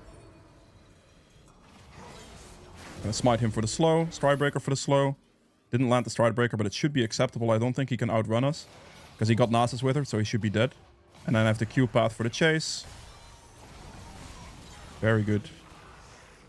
13 seconds on Otacon. I think I'm just going to full clear into an Otacon in this position because that allows me to have my smite and my ult back and clear my camps. So we're going to full clear then Otacon instead of instantly running the Otacon. You want to make sure you remove the camps off the map while your things are on cooldown. I'm very happy to have this Nasus on my team. He makes my life playable. Otherwise, this would have been incredibly difficult. But he makes things very playable. Very good. Q poke on that guy. want to clear the rest of my camps here. My ult's up in 17 seconds, which is what I'm looking for. He doesn't have TP. If they're gonna commit the top, I'll start the Otacon. Otherwise, I'm just not going to. Because without Nasus, I don't particularly want to go for a fight. Oh, I should go for the Singed here. He's dead. Goodbye, Singed. Connect the ult for the kill. He just pushes his top. And if they contend the Otacon now, then it's fine. Because now, with that guy gone, they will be a number down. So it will not be a numbers advantage. Plus, doing Otacon in this position. If they commit to like fighting this bot lane situation here, which I'm gonna have to fight this Ka first. He's feared, so he's dead. Perfect. If they commit to the bot position here, that would be bad for them. But if they commit to the top position, or like, because if they commit to here, I could just back off the Otacon, let it reset, chill, let the Nasus push 2 turrets. If they commit top, we get Otacon for free, which is, both of those situations are good, right? Let me get this Rift Herald click, please. Good. He's also still got top lane turret. Make sure to go through the wave here. Go through the Bard as well, potentially. He just didn't... Okay. Spell shield instantly, so I got Ahri charmed. Because that's her first cast for sure. And just leave. Ahri should have... Bard should have ulted the turret. Not the... not that. If he ults turret there, I go top lane to base turret, by the way. I ignore this. I would go straight to top lane base instead. Because obviously you don't want to waste it into a Bard. So that was my backup option in case he does that. Which would have been calm. My ult is off cooldown, so if it makes sense, I can ult him, but only if it makes sense. Okay, this makes sense. I'll ult him there, that's a kill. Q as you land, so right before you land, you click Q. So you get that animation for free.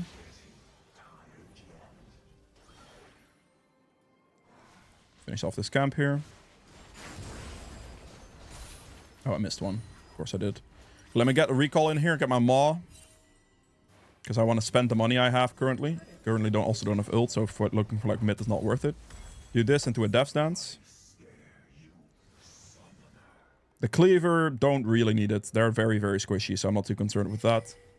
I think last item in this build will most likely end up being a Guardian Angel. Dragon's in 50 seconds, so what I can do here is I can just clear all my top set camps right now and then go for Dragon, which is the goal. With my ult on cooldown for another 20 seconds, I'm not going to be too useful in the fight anyway, so... I think my Nasus might be dead. Yeah, he is dead. Oh, maybe he's not. I mean, this is a tough one, because my team is now just kind of sprinting it. Should I be there? No, not really, because I'm not going to be that useful, and I just hope they back off. I could have backpinged them a little more, but they're just winning. Okay. Because I am now going to be on the Dragon at the exact time I wanted to be on Dragon, right? I'm going to be here when the Dragon spawns with my camps cleared, with my ult off cooldown. So this is a moment where I'm like strong again. I'm not going to waste my ult on this. We're just going to Q hit and then get the Q slow or the smite slow into the Q movement speed up into the stride breaker hit for the additional slow. And I can potentially fear, but that wasn't necessary here. So my team won that play, which is great. But for me, I'm playing off like my strong point, right? Like, what I should have done in that position, I should have more aggressively backpinged them to not try to go for that fight, since I was not going to be able to be strong in that fight. And just wait, get my camps cleared, hit my ult cooldown back, and just play for Dragon like I intended. But I didn't backping them, which was the only mistake I could really made there. See if I can finish the bot lane turret. This turret's worth big money, so I'd rather clear it right here. Okay, you can throw that on her. Gonna turn around now. Sidestep that with a spell shield so I avoid as much damage as possible. Was patient there. Make sure that, like, as soon as Ahri created distance and had no more ult charges, that's when I ult her instead, and he dies. Perfect. Okay, I think anything more is just way too greedy, probably. Actually, is it? It's only Bard. I can probably finish the turret, yeah. He's right. Nami is correct in this assessment. I was more worried than I should have been. Finish the turret. Finish the wave. Okay, I'm not going to chase this. We just have to leave. This is bad. I might die here. Try to walk into the Bard. Oh, I lost my fear tether. I'm dead now.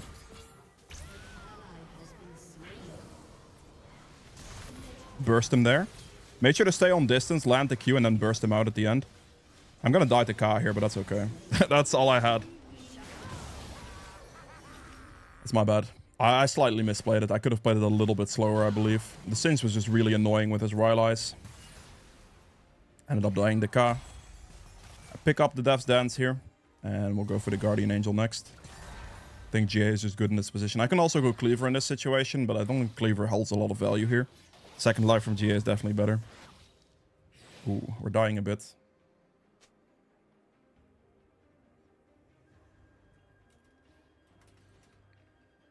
Okay, no problem. Small mishap on my position. I just gave Ka just got so much money, actually. I just gave him 1,000 gold shutdown. That's definitely not ideal. I use my Q first because it gains me additional attack damage as well, so my ult would do more damage, so I can guarantee execute the Singe from that position. Also, by the way, this is also why you Q right before you connect with the target out of your ultimate, because it gives you the bonus AD as you connect. It makes your ult do more damage. We're going to clear our bot side camps, intending to go for Baron here.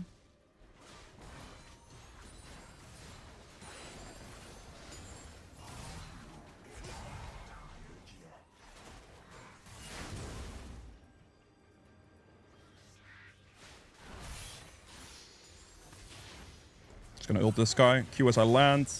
E. Spell shield as well. He's just dead. Like those are the targets you're looking for. They're out of position, you just send it. It's free. This guy is dead because he got landed by a Nami bubble, which was absolutely beautiful, and we just have a free Baron now. That was a really good Nami bubble. Can I finish this off? I don't know if she has the attack range to do this. Don't really care about this either, to be honest. Just gonna keep hitting Baron. Like, they should be able to have the chase or whatever. She can't steal this from me. There's no way she can steal this from me. It's just not possible. Like, unless I big time grief this, it's completely over. Because they have no K. There it is. She has no way of doing 1200 extra, more than 1200 true damage basically to the objective. Or burst damage at least. So I should always win that with K dead. If that was K, by the way, that I would have stopped hitting Baron for a while. Just waited for K to die or waited for an opening or something. Ulting in here would be greedy. He also has spell shield, so he doesn't get blinded by my ult. Now, my ult does initially remove spell shields, so you know. If you're trying to jump a target with a spell shield, you can just ult remove it that way. They will not have any vision loss, but they'll get hit.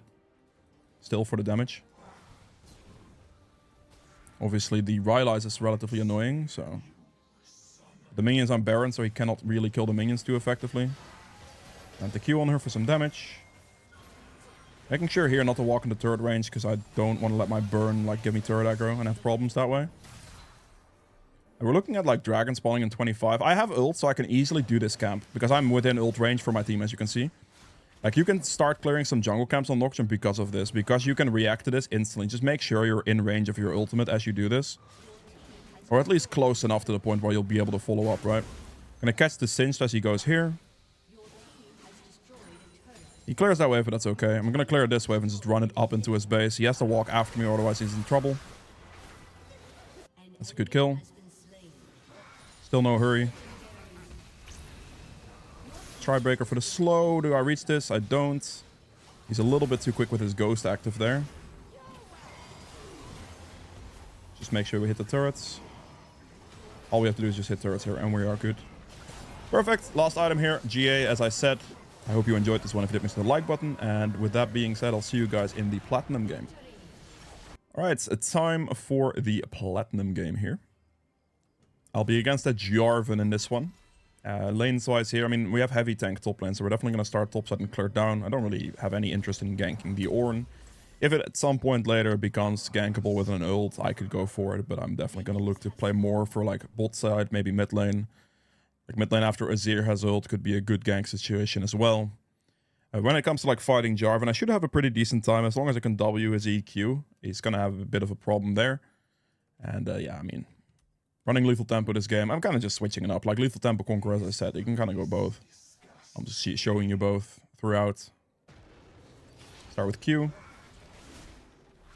Obviously just best damage, because you gain extra AD from standing on the path. I'll drag it back in case the Jarvan is a lunatic and tries to invade me. I don't think he would, but... Your goal here again, just full clear, right? Just get that consistency. W level 2 for the attack speed. Just looking at like lane states while I'm doing this, like seeing bot lane here, very even. Mid lane is getting pushed in a bit, but I don't really think I'm going to be able to get a gank off, of course. There's no CC going on there. Cannon has the mobility with his E and stuff. Throw your Q from a distance so you don't throw it over the wall to give away your position, because they can see that path over the wall otherwise.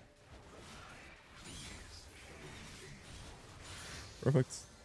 Throw the Q to the next position to get a bit of a movement speed boost. Take a second point in Q since I don't think I'm going to fight this guy early. And I want clear speed. I would imagine this guy is like right there, because I don't think it makes sense for him to clear towards top side.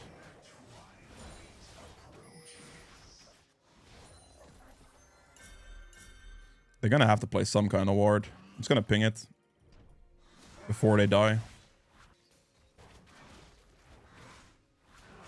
That should help them a decent amount. Walk under it and Q towards the blue so I can just drag this over the path. Get some AD bonuses still. Just keep clearing. I am assuming Jarvan is like on like here, but he could also maybe be top lane, so...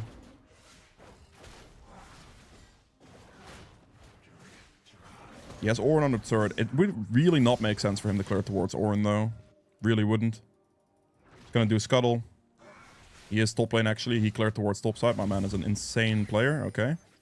See if I can go for the mid lane gank, because I think the bot lane gank is not going to happen with that wave state, but the mid lane gank might. I can flank from the backside here and just maybe get the play in there. He goes forward. He flashes. That's fine. Get the wave out of here.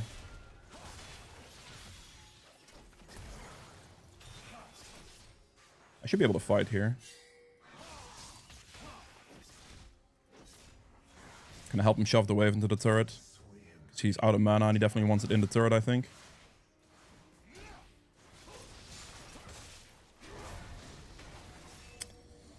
I should have W'd that faster. Really? Oh, the cannon got hit too. He has 1 health, bro. That's so unfortunate. Lucky little rat. I can go triple longsword on this recall. It's pretty good. It's a lot of attack damage. You can also go tier 2 boots when you're first back if you want, but triple longsword is a nice purchase. I like it. So the Jarvan started bot side, so he's gonna be like right here. Just make sure my bot lane's aware of that. I'm gonna go full clear all the way once again, since all my camps have respawned, and we just want to be consistent with that.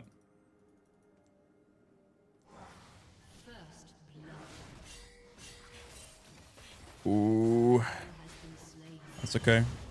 I just need them to like not overextend, because the Jarvan is definitely potential to be there. Okay, they do double die, that's fine. Close one. Very, very close one. Does have an insta BF sword first back, so that's really good for Zeri.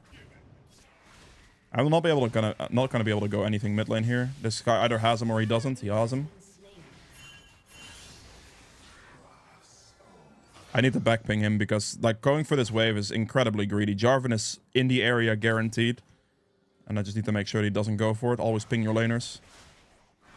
Because you saw him move forward again for next wave, right? He would have died if he did that. We just keep clearing though. Focusing on getting our camps on a good rotation. Trying to hit that level 6. I'm gonna just insta-clear this, honestly. Jarvan's gonna be like right here. He's got to be somewhere topside at the moment. I don't really think I can go for this, but I believe my Azir should be hitting level 6 soon. He should win that. He does win that. Oh, it's close. I might actually be able to kill the cannon. I'm going to help him shove the wave again because he is just like... I want to give him every single last hit here. I don't want to take anything like that. But I just want to help him shove. So he gets this in the turret. Okay, that 3 last hits at the end there. But this allows him to just recall, get his gold, and it's good.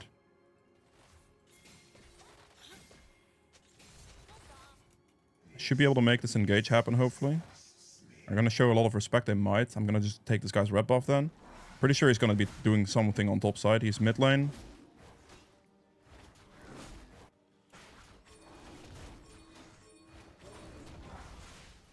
Make sure to ping, assist ping in advance for this Jarvan.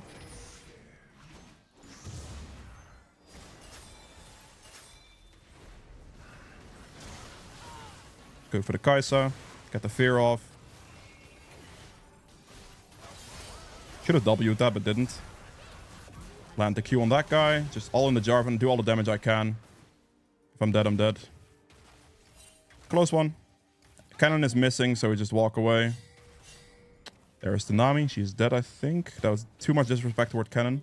I am not going to show the same disrespect. I am just going to recall in a very safe position. All good. Not too bad. Buy both components and go. Topside camps are going to respawn. We're going to clear 3 topside camps and we might be able to look for this. But we'll see. I don't have any top lane prio at the moment.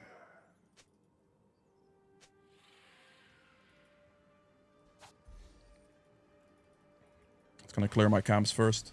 I'm going to at minimum clear my 3 topside camps. We can if they want to.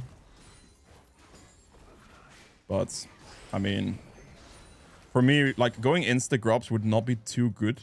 Because I actually don't want all my camps to be up as I do the grubs. The Jarvan could send it if he wants to, maybe. But my Darius is also going to recall here, which kind of, like, makes me not want to do this even more. He's definitely looking for some type of recall angle. Let me just hit the plant real quick. He's not currently doing it. Okay. I have mid prio right now, so I can just do this. I think ping both my laners, because I think I just have the big prio here. The big prio should allow me to easily do this no contention. Because I have mid and top prio here. Smite this one. Q the guy. Put some pressure on the Jarvan. There's no way they should be able to legally react to this, because they just have no prio. And I have all the prio in the world, so this just should be free.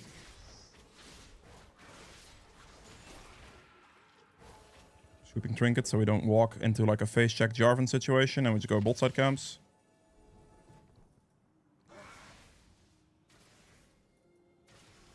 Go bot. Instantly danger ping the second I see him. So he doesn't get killed by the gank if he has like slightly tunnel vision or whatever. My ult is available to me, so this should be a free bot lane gank. I might even be able to dragon here. I think I just dragon here, because the Jarvan just showed top, so I just have the dragon in this position. It's just a good angle for this. Jarvan shouldn't be able to react to this. I now have... Oh. Make sure to ping again instantly. Telling him the information he needs to know. Perfect. Now my ult is up. I'm not going to like insta-use it. But I am keeping an eye out on mid or bot lane for an ult opportunity right now. Because I want to use it relatively quickly.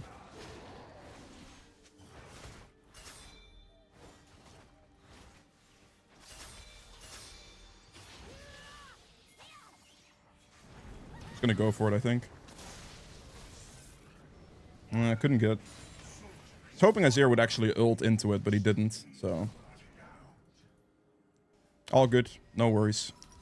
Gonna go recall here. Danger ping bot. That was a good flash. I couldn't. That's unfortunate. I pinged my bot lane in time. They do still die, sadly.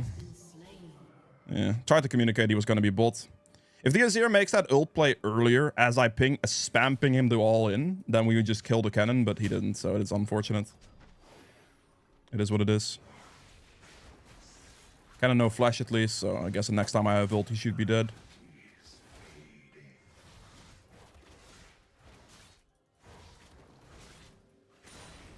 I could look to recall here, but there's not really anything to gain at the moment. I mean, I can buy my item, but it's not like I can play for much else. So I'd rather just finish my full clear now, then recall, and then look for like bot scuttle perhaps, something like that. Maybe a bot lane gank with my ults back off cooldown.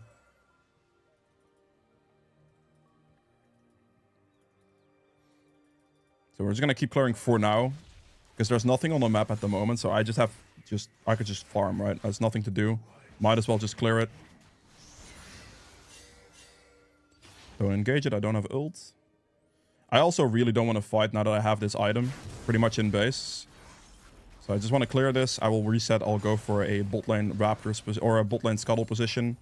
Maybe his red buff, but he's probably going to go for that himself. Although I do think he's walking towards his topside camps right now. So I'm going to danger ping my topside area. Purchase the Stride Breaker. Purchase this. Purchase this. Very good. I am level 9, so I should get a blue trinket too. Blue trinket, please. That allows me to get my ult off. We'll danger ping top a couple more times. I think he might kill Ornn in this position. 1Q into an ult should do it. Ooh. Close one. I have my ult available, so I'm looking at like mid or bot. Jarvan is top lane. They could look for an all-in potentially. Gonna go for the Kai'Sa. Q before we land. W spell shield. You're trolling. Okay, I mean, this is worth it. That's a 2 for 1. I'll take it. 2 for 1 is worth. They actually had quite some survivability there with barrier and heal. But it's still very, very worth to take that. They should be able to get like... They obviously got that. They get the extra wave. Enemy loses more bot waves for it. And we get turret here. So that should be seriously worth it.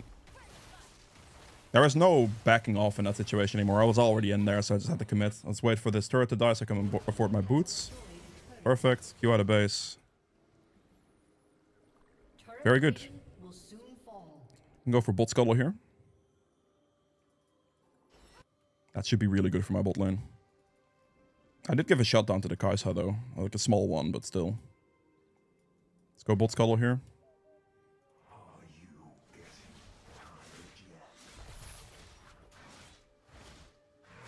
Smite because I have an extra smite, and we'll just full clear. Ooh, does she get the recall off? She does. We're good.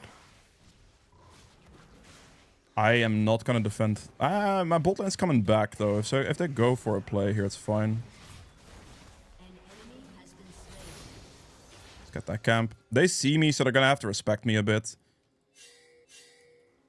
I have my ult in like 25. Looking at the old bot lane with this 25-second ultimate. Oh no. I can't contest this. I cannot. Hopefully she's just not dead, pretty much. Oh!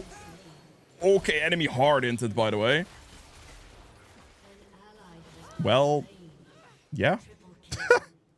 Enemy hard inted. That is 6 seriously worth.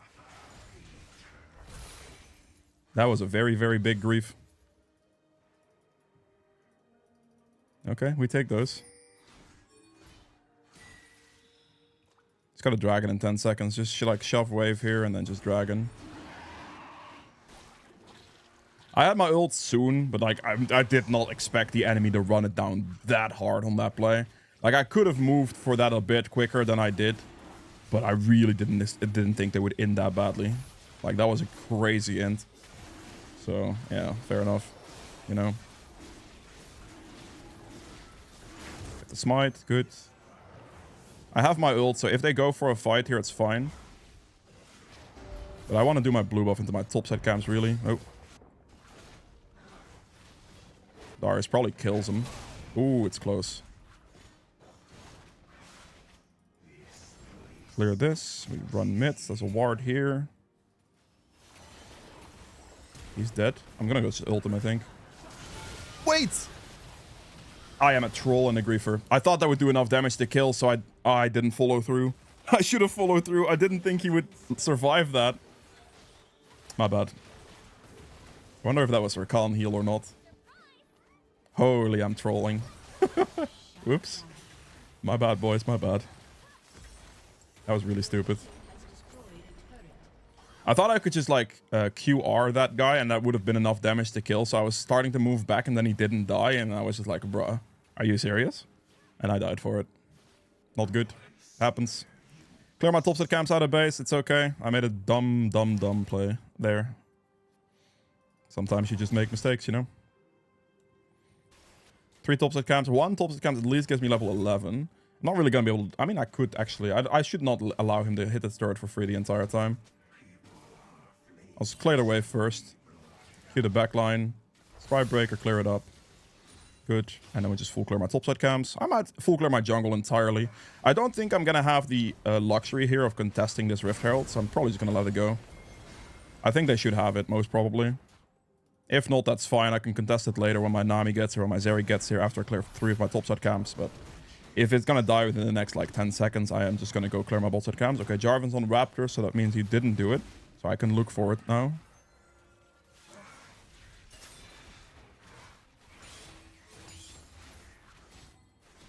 Clear this. Ping the Jarvan on bot. Get my team to do the Rift Herald with me here, and it's good. I could maybe go for that. Zeri had maybe an angle to jump the wall, but I'd rather just, like, really just want to do the Rift Herald. Just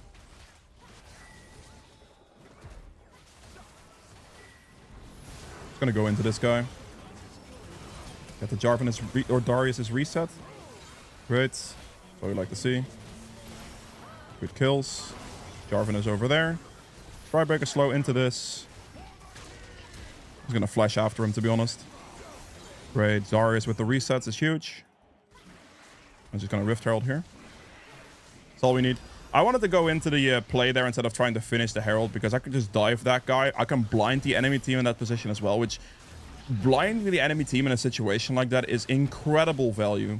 So because they're trying to go for a fight, they have some vision over us. I can deny him everything, and then I can make that play for free. Like, I can lower that Rakan to get Darius' ult reset, and he can just run through the fight. And at the same time, blind the enemy team, so my Zeri and my Nami have a very good fight position as well. So it's just an overall very good position to ult there instead of trying to commit to the fight. The combination of giving Darius the reset and giving my team the darkness effect to their advantage. Do not underestimate the darkness effect ever. It is a huge, huge value thing. Builds up in 15 seconds. We're just going to clear all my bot side camps, including bot scuttle. And we might be able to look to ult this cannon pretty much in 10 seconds. It's kind of what I'm looking at here. If he can, like, land a good position there. The darkness from Nocturne basically blinds you completely. Like, it's really annoying. It's such a team fight advantage, especially if they're, like, over walls and, like, in awkward positions fighting, that type of stuff, right?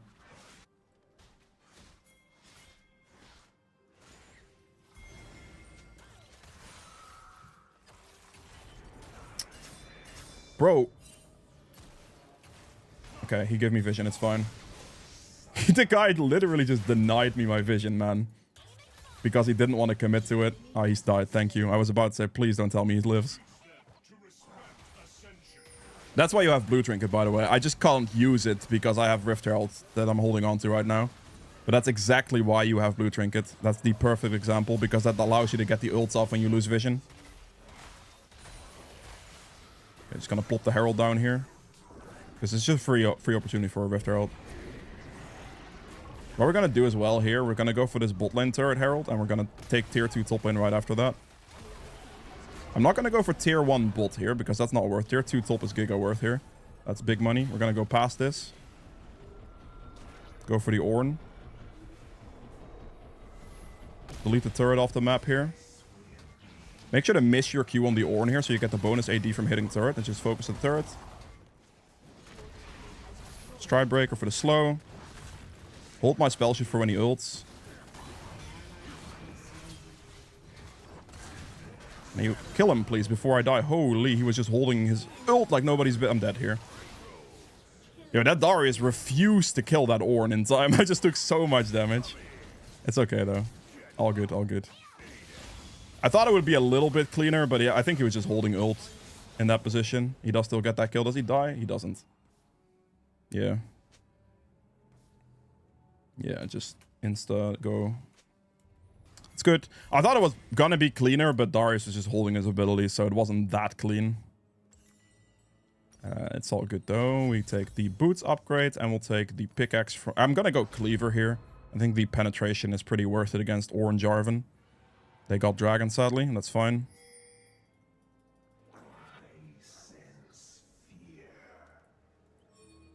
I don't think they can make this. Okay, they're not doing it. We just do it for free. The enemy bot lane did dragon together, which is a fair decision.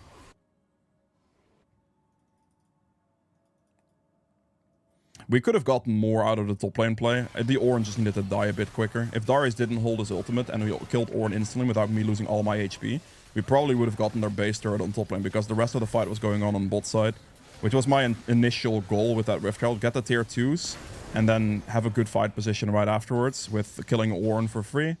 But it really just didn't work out that way, unfortunately. Which is kind of out of my control in that moment, of course. Getting a lot of assists this game, but that's completely fine. We're still playing the map like we should, right? Let's just full clear our camps here. I mean, my team is very forward. The good thing about Nocturne, though, is my ult has colossal range. So if there is a fight breaking out, I am relatively close to this right now. It's really not that bad. Like this, for example. They're like looking to go in right now. I'm already almost in range. So we're gonna get there when we need to be there. We're gonna darkness this. Blue trinket here. Just gonna ult this guy, that's fine. Q before we land. Oh, he Q's out, that's fine. But yeah, we were practically in range. Even though we're like kind of chilling, do our own camps, you can kind of do this because you're playing Nocturne. It's fine. We're gonna focus on getting turret first. Be smart here, so that way we can shove. This is good. Very good. Very nice. Our team gets all the kills. I mean, their champions are made for it, the Darius especially. But a very clean situation. We finish off both turrets and it should be GG, well played. Not too bad. That's it for the plat game. I hope you enjoyed it. If you did, make sure to like button and I'll see you guys in the Emerald game. Okay, time for the Emerald game. Playing this one against a Nunu here, which... it's kind of annoying when it comes to like any type of objectives, but when it comes to any type of fight, he's not going to do anything against me. The objectives are obviously a problem since he can just Q smite for 2400 damage at some point, and there's nothing I can do about that. Because the only champ that actually beats Nunu in smite battles is Evelynn, and that's it. For the rest, he just wins. So that will have to be respected here. We are just going to basically power farm level 6. Every time Malzahar has ult, we go mid lane for the play. Because Malzahar ulti is one of those, like Malzahar, Lissandra ulti, you know, those guaranteed, like, click a target ult, like CC a target plays are very good gank scenarios. You have to realize that. And for the rest, we're just going to clear. Start with Q, of course. Extra AD on the path as well. Make sure you stand on it, as per usual.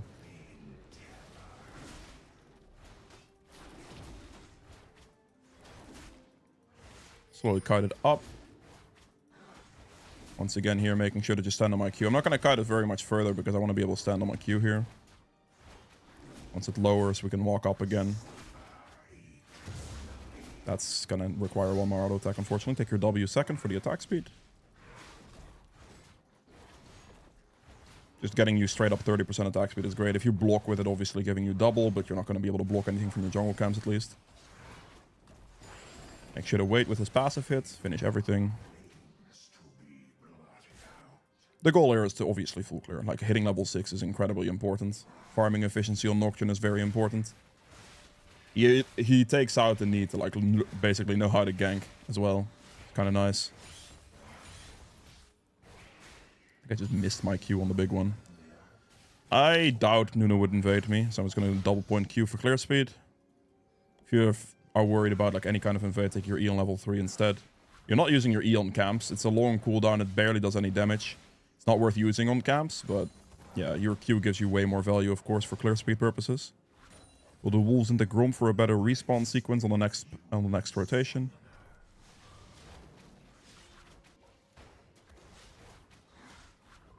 Mid lane's getting pushed out quite a bit, losing some trades, it seems. Echo is also relatively low HP. Just gonna smite that. I'll just gain some clear speed with this. Okay. I'm assuming that's Echo flash down. I don't know if I can punish it though. Since he did die pretty quickly. He's gonna just be able to shove that wave in that moment. If he was able to survive a little bit longer, it could have been good. But I don't think it will be, no. I think mid lane is gonna walk away after he pushes the wave, so I think my only place is to go straight bot here. They are pushing up, so this might be a playable situation. We sweeping trinket as they go for a ward. It's already ward. Okay, fair enough. With already being warded, we'll just do scuttle crab. I'm gonna danger ping top scuttle here, since the Nunu hasn't shown himself on any type of bot side situation. So I am assuming he's just doing top scuttle at this point. I'm just gonna Q here. He's indeed top lane. Might be able to just run through and go top side here.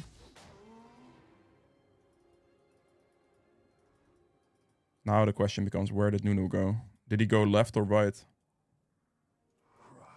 Okay, we're just gonna recall. It's okay. Can't really run through this because, I mean, he's gonna have the scuttle cleared, right? I would assume. Stride. Stride. Bro. Yeah. Good. Great kill on bot lane. Double kill even. That's huge. We are just gonna go back to our new rotation. We did not get a gank opportunity there, unfortunately, but that's okay. Our attempts at bot lane failed from the ward, and obviously mid lane failed with the death timer from Malzahar being unfortunate there. Nunu went back and... Okay, good. 28 CS as well, so that means he full cleared, including Scuttle. Ooh, is my Varus dead? I think my Varus is probably actually not dead. I think Nunu is dead. Nunu is dead, bro. Nice gank. Nice gank. The Nocturne got up today, don't worry about it. Soon. Working on it, man. You'll be fine in a second. Keep clearing.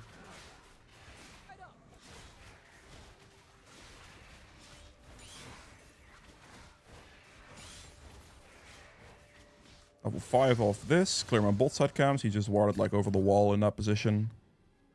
You saw it with like his movement. Goal is just to hit level 6 pretty much. We can get bot scuttle in 50 seconds as well, which is great. I might even be able to dragon. I do have a lot of bot lane prio now that the Varus got 3 kills. They're significantly stronger. Whoa! Okay, but this is just free, no? I might even flash for this, to be honest. No! I should have flashed in with a spell shield active. I didn't. Scumbag Lulu slow is too much for me. I guess I'll just have to dragon in this position. If I flashed in with my spell shield active, I couldn't have gotten slowed and that would have killed Lulu. Because then I would have got my fear off and she's dead. Okay, well wasted my flash, wasn't it? Not a good flash at all. We'll do dragon into bot scuttle into Gromp. And then we'll look for the reset probably. Although this should have hit me level 6, that situation should hit me 6. So I might actually want to ult mid lane right after that. To just get my ult cooldown used and get a kill on mid because Malzahar will have ult as well.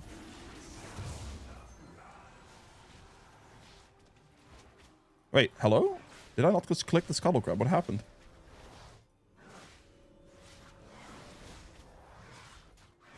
Okay, we cleared this. We cleared Gromp for level 6. After that, I should be able to get a gank off. Potentially mid. Malzahar's recalling though, so maybe not.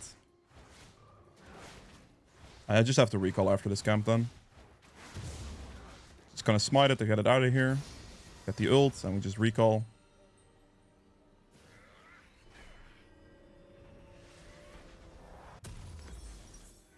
Good.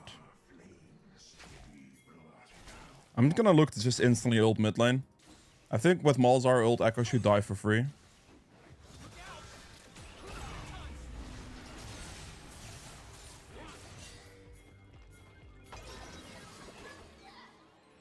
That was an ult chance for sure. I really want to ult. Oh, well, that's a Twitch. Is this guy dead in time? He is at least dead in time. I think I should be able to finish the Twitch as well. Because Nunu run towards bot side. He is dead indeed. And we just run away from the Nunu now. I think he's going to go for this. Wait, he didn't? He actually showed respect, or did he go for my red buff? Wait. He took my red buff earlier. Wait, what happened to my red buff? He must have taken it at some point earlier. I guess with the respawn. That's where he came from. Yeah, I guess so. No worries.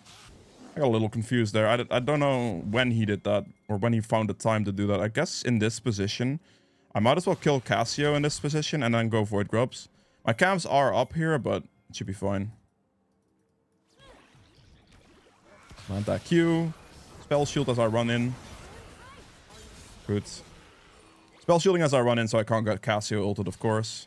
And then we just do this.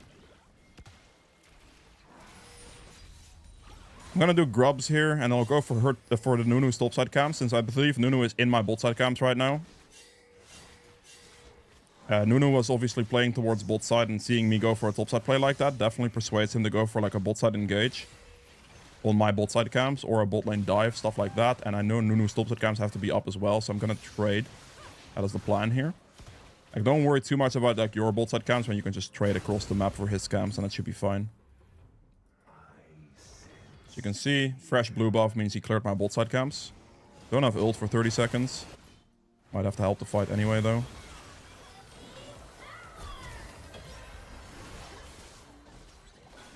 The slow from Lulu is actually so disgusting. Spell shield the ult. Obviously, he still had flash as well. God, that's gonna be so unlucky. I held my spell shield for Echo ultimate, but then the flash came in and he still lived. Goddamn. He got me on that one. I could potentially kill that guy in a second. If he, like, is any kind of greedy for the wave or whatever. No, not happening. We're just gonna take Nunu's camps. We'll take the Gromp here and we'll ult Cassio on top lane. Or not ult, so it should be very free. Nunu is bot lane.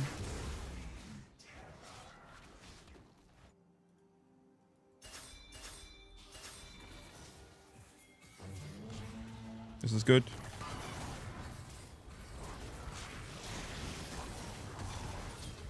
Very nice. Making sure the spell shield there as well to try to get her, like, to deny her ult timer pretty much. And that's good. We've put our ult on a cooldown. We're going to clear my 2 topside camps and then we'll look for the reset. Then out of base, we're going to go for my botside camps because by that time, I think that would have been likely that they would have respawned. I think in this position, Nunu probably dragons, but I'm okay with that. Extra E second. Nunu is top lane, okay. That means he didn't do dragon, which is interesting enough. Let me get my recall in here because I can afford quite a lot.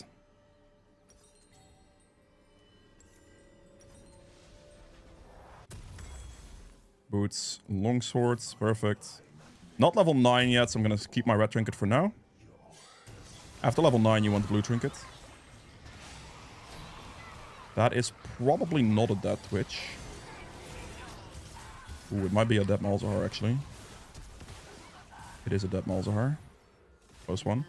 I don't have ult, unfortunately. If I had ult, this would be good, but I don't, so I can't get in there, most likely. Actually, I might be able to do this. Get the Stride Breaker slow. That doesn't matter. Good. Builds up in 16 seconds. At this point, I think I might as well hit bot lane turret for free plates, because every plate's going to be worth some big money. Make sure to stand on my Q path here as well. If the enemy ADC shows, I just instantly kill him, because I have ult by that time. I'm going to shove next wave, and then I'm just going to dragon as soon as my ADC respawns, pretty much.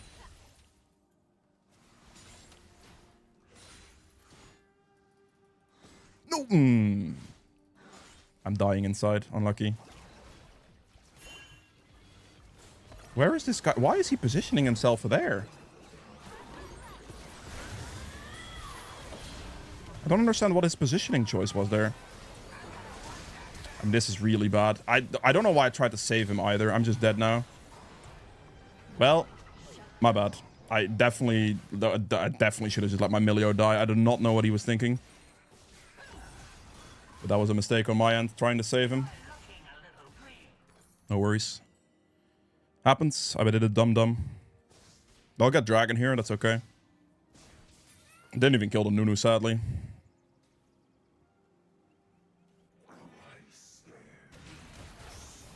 In those moments, like, Twitch is obviously going to come out of base, and the Nunu and the Lulu will have a good position. It is unfightable. It's just not something that's realistically going to happen, so I should have just let my Milio die for his positioning mistake, which I didn't do. And we cannot contest dragon, so we're just simply going to full clear our camps again, making sure we are consistent. We're waiting for our ult cooldown to make another play, pretty much, so that's what we're doing.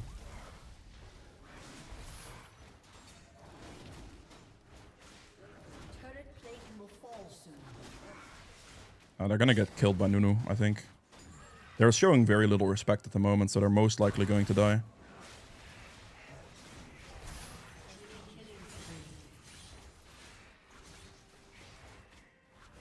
Ult's up in 30. My bot side camp should still be up as well, because I don't think Nunu took them because he did dragon and stuff.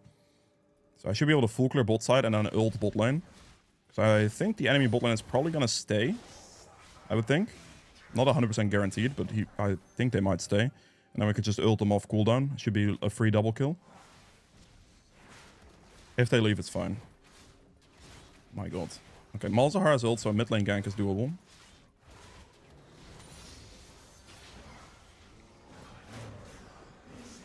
Oh my god. Not ideal. Just want to ult mid lane, I think.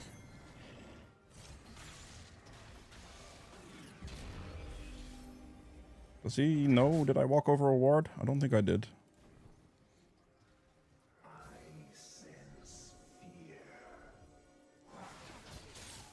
Okay, Nunu just did dragon, not that, or red buff, sorry, not that long ago.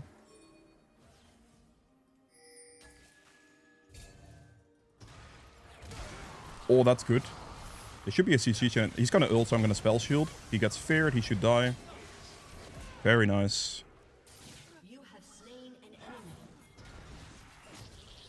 I kind of want to just go ult bot lane here.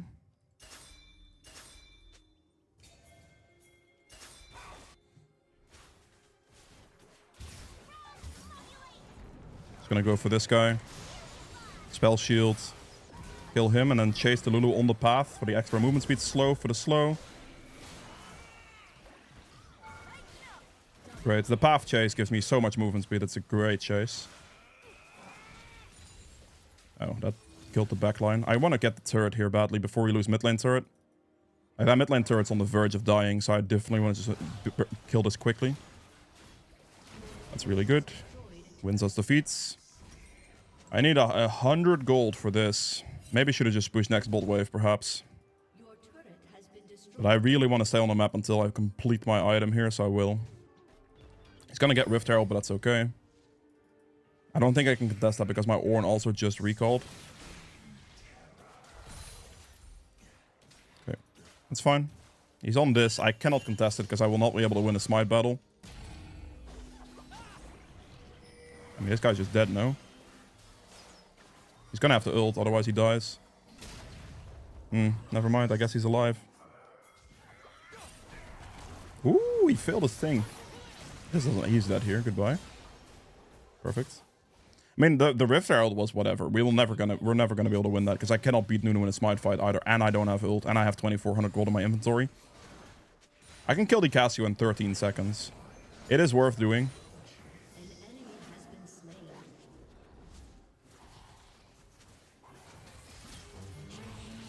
Gonna wait for my ult and go in now. Spell shield so she can't ult me, and she's just dead. Nice. Good job.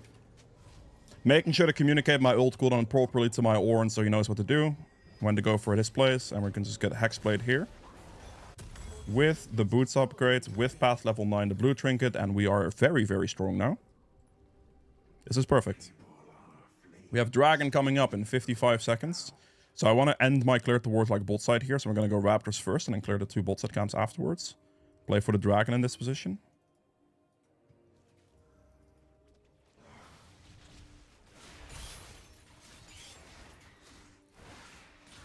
Beautiful. Lulu is top lane. I think my Ornn should be alive. Reaching him wouldn't work anyway, so... My goal here is just to clear my 2 bot side camps and then just kill the Echo on bot lane, ideally with Malzahar, if possible. Hit level 12 of my Gromp and then we'll go. Actually, he's all-inning Malzahar, so we're gonna have to go early. You're gonna have to ult, which should kill you. I'm gonna smite for the slow. Ooh, that Malzahar almost died. I have a second smite, so smiting for slow is acceptable. If I don't have a second smite, I will not be able to have one for Dragon, which will be a problem.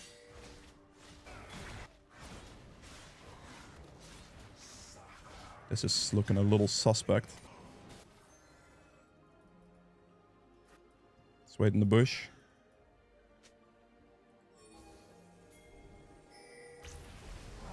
I'm gonna go for this guy straight away.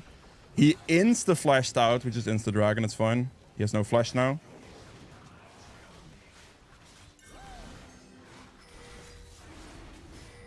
Can he hit that from range? I don't know. We're gonna just go for the slow on him, because I don't want to deal... I do not want to deal with Nunu's smite potential. He doesn't have flash, so we should not be able to get into position here. So we finish it off and we're good. Very good. We want to play into the Nunu there because we cannot contest this smite. He will always win, so you cannot let him get close. That would be horrendous. Ult's up in 18 seconds. I can go for the top lane play. I'm going to go red buff first since I have to wait for my ult cooldown anyway.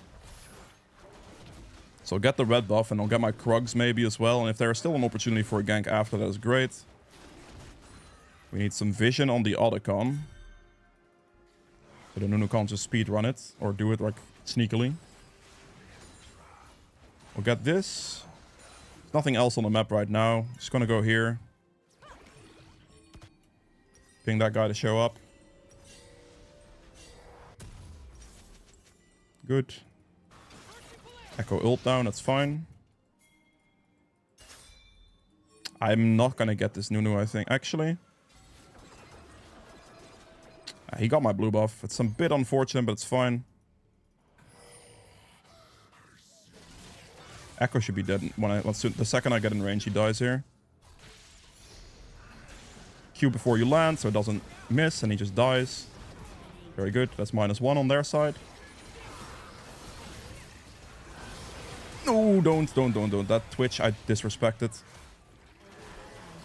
Damn, I heavily disrespected that Twitch. That's my bad. Did not think about him.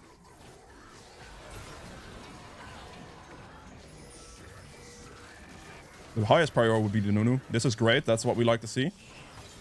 Really good. We have to just do this objective here. The fact that we killed Nunu allows us to get the objective for free, which is great. That's all we needed. I think he might be in that bush. I don't see him. Ult's up in 10 seconds. I can ult Cassio in 10 seconds.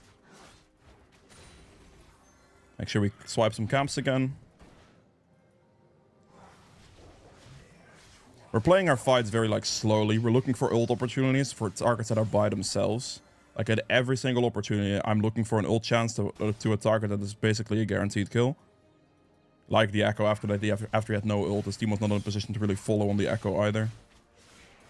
Things like that. Okay, let me keep going for my build here. Oh, we can just go for Twitch, actually. This is way too far up from the enemy team. This is just free.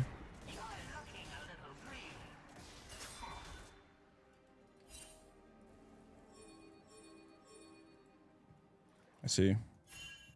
Cassio is coming, but it doesn't matter. Sprite Breaker slow. Smite for the slow. Into a fear. Lulu is dead. Gets the fear. Yeah, we get the fear off. I get the movement speed. She's gone. Perfect. Oh, that's actually kind of bad. I am just gonna run there, I think. I could recall, but I feel like running there with Q is gonna be faster from this position and just get an ult range. It should be a free one. I can get ult soon. They're already dead, I think. Yep, I'm gonna ult anyway. Spell shield here so I don't get Cassio ulted. It's good. And the Q for the attack, for the movement speed increase, so she cannot outrun me. Very good. Smite for the slow. He's gonna have a flash. Yeah, he did have a flash. I sadly do not have anything to chase that. I could have maybe played around his flash, but I was hoping to kill him beforehand. Still good though. Get the Death's Dance. Pick up another longsword here. I'm not concerned with armor penetration, so the Black Cleaver is not something I'm like looking to get early. We're just gonna go Death's Dance Maw here probably. Very good resistances, and then I think Death's Dance Maw into honestly a Force of Nature on it probably is what I do here. Because Force of Nature is great against that team comp. A lot of magic damage going on, so that will just be a colossal magic resist item. But still having built full damage, pretty much. Let's get the Raptors here, and we'll look for the Dragon in 30 seconds.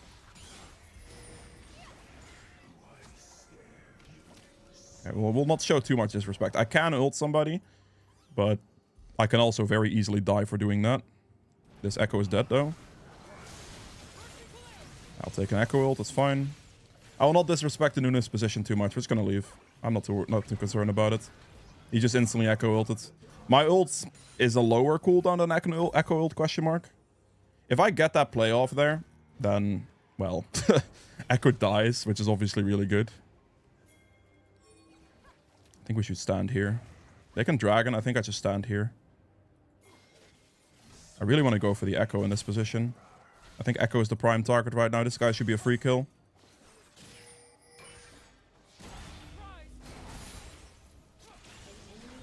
Gonna get feared. I should be able to just kill him here. Very good. Prio to kill. Team gets the dragon, that's fine. I could like play for the dragon, but like realistically, if my team is smart, they just kill Nunu always before they dragon. Which is what they did. And I get the kill on Echo, so we're good. Echo just didn't have ult anymore, so like what is he gonna do, right? It's just a free situation. I have ult, so I can react to this. I want to be like in range of my Malzahar though. In case he gets Twitch engaged.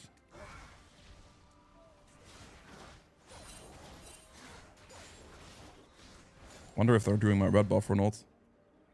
They're not. Okay.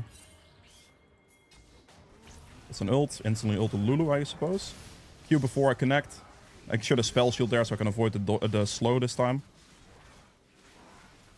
Very good. Ult's back up in 45 seconds again. We're absolutely chilling.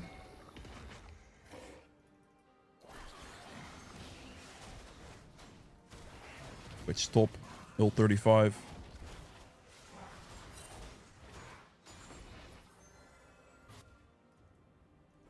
Let's clear the rest of my topside camps. I'm gonna look for a reset soon. Keeping my eyes on like Cassio in the mid lane. Blue is up as well. Kinda want that. Surely Malzahar goes to defend that, I think. Pretty sure this is just an engage we can go for.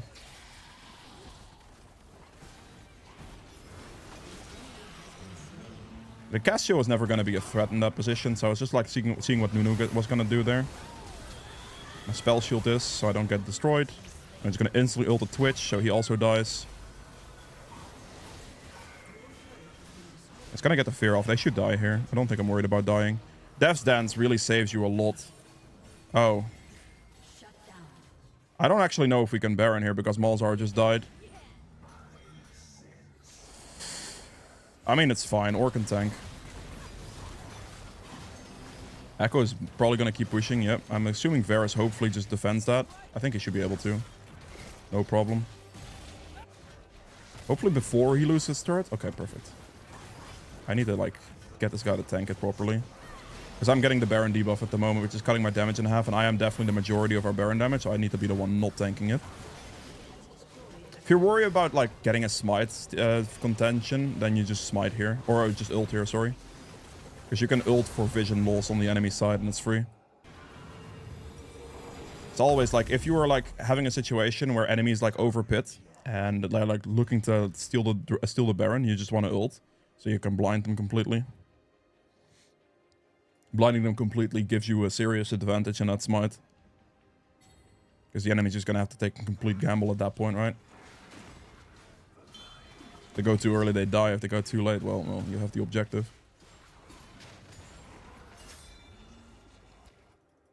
Okay, if Cassio walks forward, I'm just going to kill Cassio here. Let's go for Cassio. Q before you land. Spell shield, so she can't ult me. Okay, she got the ult off. That's fine. I still have my Hex Drinker, so I wasn't worried about dying. Or my Maw, I suppose. I tried to time a ult around it, but with my like Death's Dance and my Maw, there is no chance she'll ever kill me in time. I should just push bot wave, actually. My team is winning mid-fight, so backing off here doesn't make any sense. Just keep pushing bot with Baron. That's what I should do. Oh, almost missed it. I think Echo is going to remain pushing top lane here, but it's going to cost him his entire base. The best thing I can do is just push the counter. If he keeps pushing, he just loses game, so I don't think he will, but he might be done. He might be tilted. He's in base, we're good. Throw your Q path out for the additional AD, and we just keep pushing turrets. Ult is up, so I can go for something here. We're just going to ult the Echo, that's fine. Okay, that may have been a little bit unfortunate for me, but we'll see. Maybe Milio saves my ass. Close one. That was a crazy fight. My Milio Emilio is a goat for that one. He almost got me through it, man. Almost. The healing there was insane. My Death's Dance Mark combination, like, obviously I didn't get the proc actually. If I had the Lifeline passive there, I would have won, for sure. But the Death's Dance didn't allow me to die in time, and I got the heal from it. Emilio healed me as well. I was almost there, almost at it. I think if it wasn't for Twitch having Mortal Reminder, I would have been fine. That's GG. Last item in this case would have been a Guardian Angel, since, as I said before, you don't need the Cleaver in this instance. But you can also go Cleaver in this instance if you want still. But yeah, that's it for the Emerald game. I hope you enjoyed it. If you did, hit the like button, and I'll see you guys in the Diamond game. Okay, a time for the Diamond game here. We are going to be playing this one against a Skarner, which I am not worried about whatsoever. He could look to fight me, but I doubt it. My spell shield's pretty good against him too. Obviously the fear as well. We'll have some chances here. We'll see. Lanes-wise here, I think I'm just going to play for bot lane, honestly. Nico has some pretty decent setup, especially after 6 with the ultimates, so we want to path into that. And obviously the Ori, do you know our ult combo? Like, we have an Ori on our team. I'm going to hope this guy knows our ult combo. Because if that is the case, that is really good. As Nocturne and Orianna, if you're duo queuing with a mid laner, by the way, just lock in Ori. It's completely free. Okay.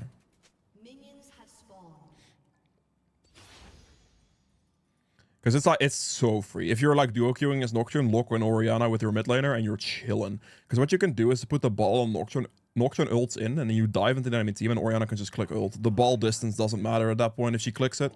It literally just always goes off, which is the most criminal engage on planet Earth. So that's a really, really good combo here. You're starting on top side, make sure to stand on your Q path, of course, for the attack damage increase, as per usual. As your Q is about to end, we'll drag it up slightly, then walk under it, Q upwards. And we can drag it up further. And our goal here is to mean, we're just gonna full clear, right? Make sure here that the Q, obviously, I would using the Q to drag the camp in, but then also standing on the path from the big croc as it makes my Q path appear.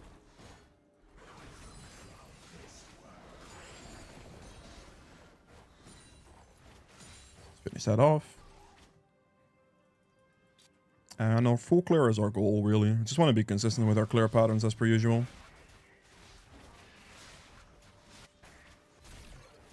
Mid to late game teamfights will be great for us because we do have Orianna. As long as she knows the combo, it's completely free in those moments.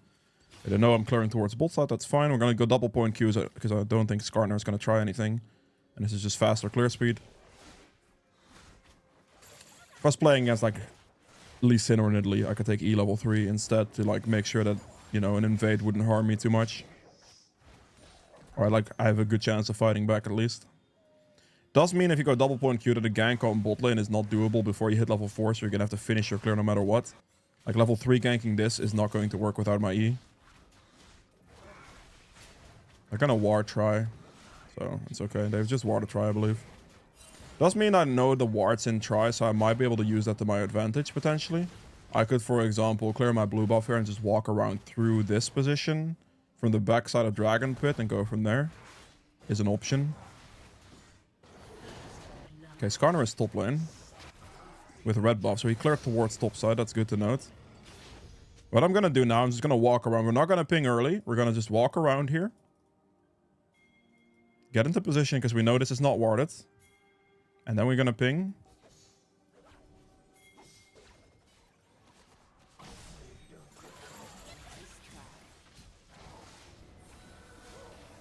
Walk with this guy. He is dead.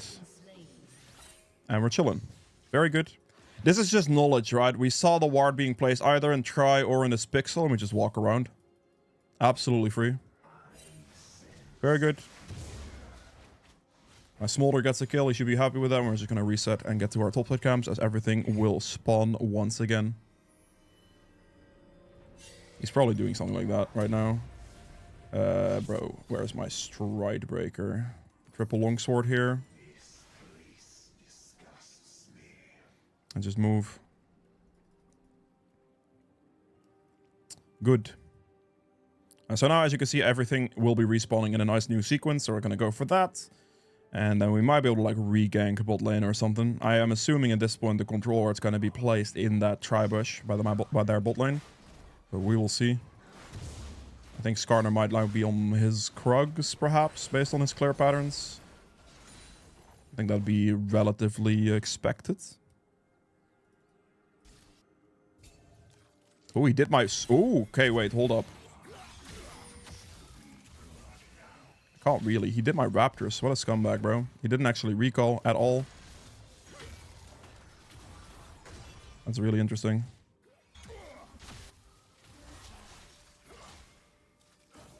Oh, Lux is here too. What is going on?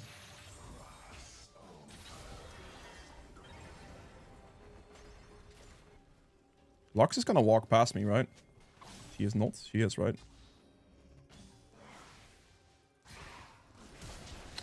You're trolling me. The Lux flash there, okay. Well, that is very, very fortunate for them, eh? Oh, control ward here as well. Alright. Wow. Alright, close one. I'm surprised he didn't end up recalling there, but... I'm just gonna let them know that Lux doesn't have flash. That was a close one. If Orianna was 6 there, it would have been great. But I mean, I just couldn't get the Lux in that position, really. Good Raptor Yonk from the Skarner, though. He was able to just get it on spawn because I was a little delayed. Okay. I mean, he left his Krugs up, I guess. We're just gonna take my Gromp here and we'll probably just look for the recall. Gonna have to danger ping top here, though. Smite this. Look at bot lane. Make sure they know. Oh, no, this is not good. That's a kill. Okay, maybe. Nope. I'm just gonna take the bot wave here. Because it's kind of a free wave. I might as well just take it. That doesn't matter.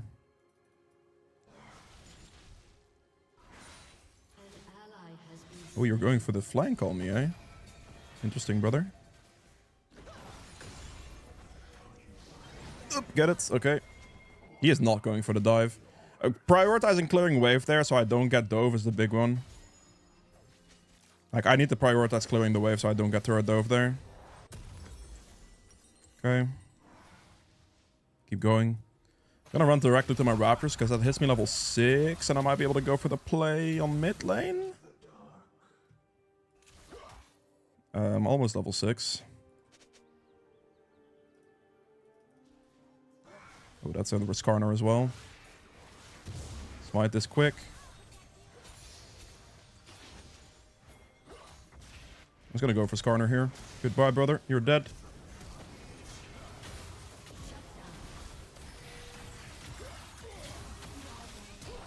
You're trolling! I missed my Q! No way. No way. Okay, we're about to say there's no way. I cannot go further than this. My spell shield should be up soon. Does he auto attack me to death? I don't think so. Yeah, good luck with that. Oh, I got killed by comets! Ay, bro. I missed my Q. I missed my Q. That's on me. Cannot be missing my Q there. If I land the Q, then that dude dies. I got actually killed by Comet. That is crazy. They should have Sivir here, though. They do. Perfect. Ha, that sucks. That Lux got very, very fortunate with that Comet hit there. Kind of criminal. Oh.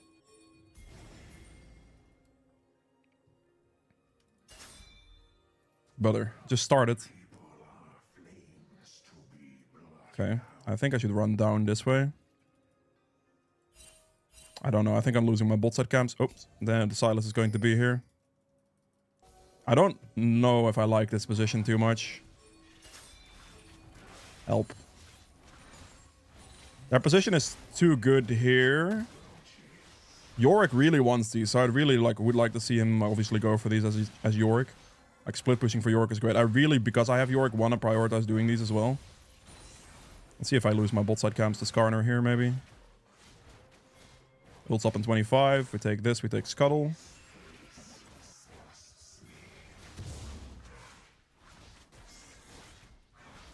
I think turret diving Aatrox really doesn't work too well without my ultimate.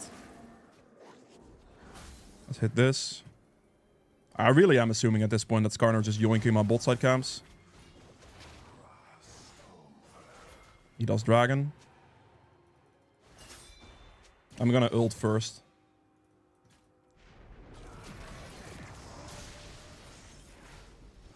Okay, finish him off good. That's fine. Skarner is in bot lane. Yeah, he died. Okay, I'm just gonna take his topside camp still, because he just died bot lane, so we'll go for that. I obviously skipped doing blue buff because the Aatrox walked up at 10 HP, so he's just gonna die off my ultimate. We just want to make sure we use that. And we're gonna take this and Gromp, I think, and just leave. Maybe Gromp is slightly too optimistic even. Didn't land that one, but that's fine. I don't know if Gromp's too optimistic here. I'm kind of worried a little. Aatrox TP'd, okay. I don't think I'm saving him, but he TP'd on some kind of ward somewhere. Probably like in this position or something. I'll just take 2 of his camps and leave it at that. Gonna take my topside camps and then reset, and out of base we can go for our bot side camps potentially. And by the time I'm done with my bot side camps, I can then look to ult bot lane. Pretty much is the idea here. I don't think Skarner would have taken my bot side camps based on his movement patterns so far. That's unfortunate. Lux is playing really well. Lux is playing great. It's good for the enemy team. Very good kill there. Danger ping Skarner. She should not die to Skarner. There's no way I have to move for this. Are we gonna lose? Nah, we're fine. I'm gonna finish this off, and then out of base we'll reset for bot lane. Let's buy our stride breaker here and our boots upgrade. Ton of haste going from the boots now. Not level 9 yet, so no blue trinket for me just yet, but my ult's gonna be off cooldown, so I'm gonna hopefully use that on bot lane. 7 seconds. My Smolder has 4 kills, so I'm kind of chilling on that, even though like he has 4 deaths as well. I don't really care, because Smolder scales so well that like him getting some kills is just worth already. Lux top lane. 4 top, I think. I think he's just dead. Yeah, I think he's just dead. That's pretty brutal.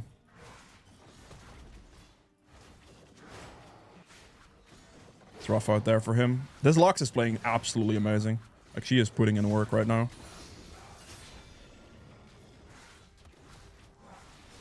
I'm gonna smite this and move.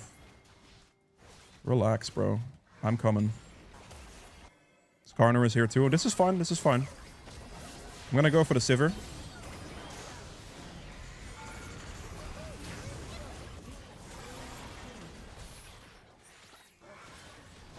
Oh my god, he's not dead. Are you trolling? Okay, well that sucks, but we got the play anyway.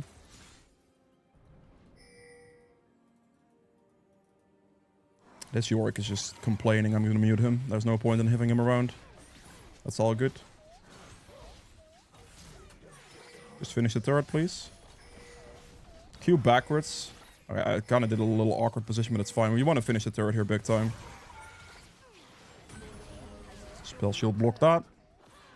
And just recall. Make sure I'm not on a ward or anything like that. Okay, mid lane dies, that's fine.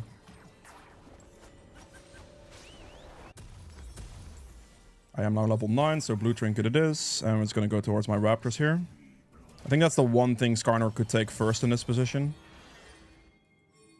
I think that's what he's going for right now. Yeah, he is going for this right now. Turret plating will soon fall.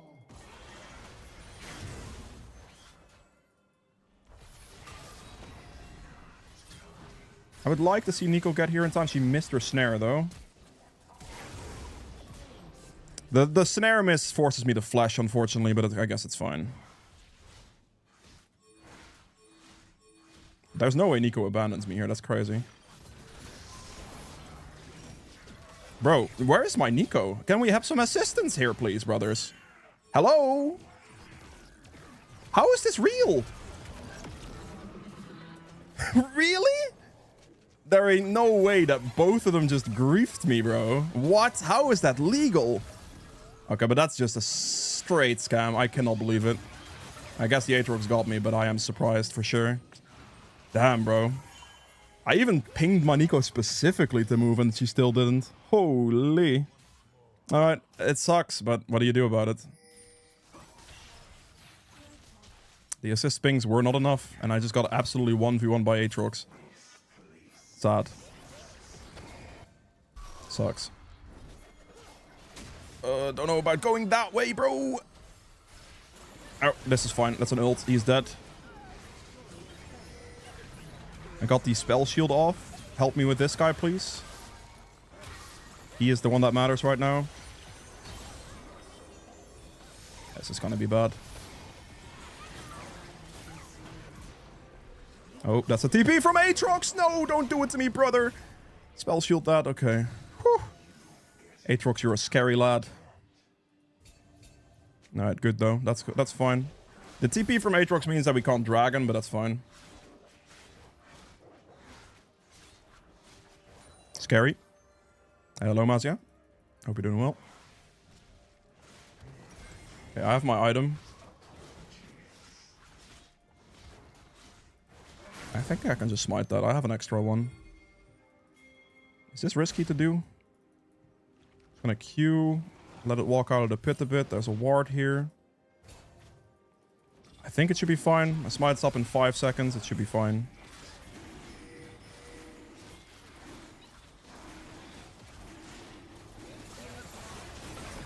Oh my god, bro. Okay, my team got it. We're good. Oh, I got comboed so hard there. At least my team got the dragon. We'll take that as a consolation prize there, but that was pretty nasty. Aatrox got the shutdown off me too. I have my item at least, so that's good. I am doing good. Okay, out of base, we'll take my topside camps here. Hit level 11 of that. I am very far ahead of Skarner right now, and we fortunately got that dragon. So we have defeats. Like, if we can play for this Rift Herald, that'd be great. I think I might just have to rush send it. Does that guy not just kill him? I think I just have to straight up rush this here. We only need one more. It's like several people bot lane. Skarner is here.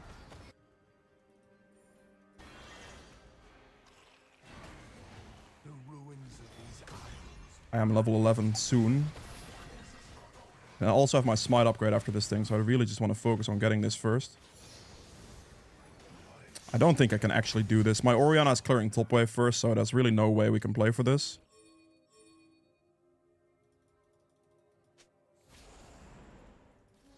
Orianna ults up, okay.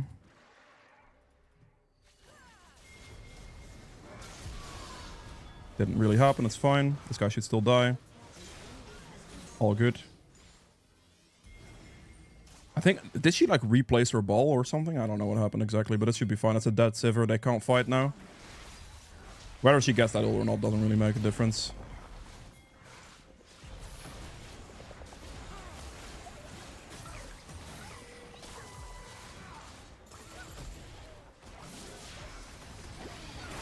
Okay, we got it, but that's some sketchy stuff, bro. I'm dead here.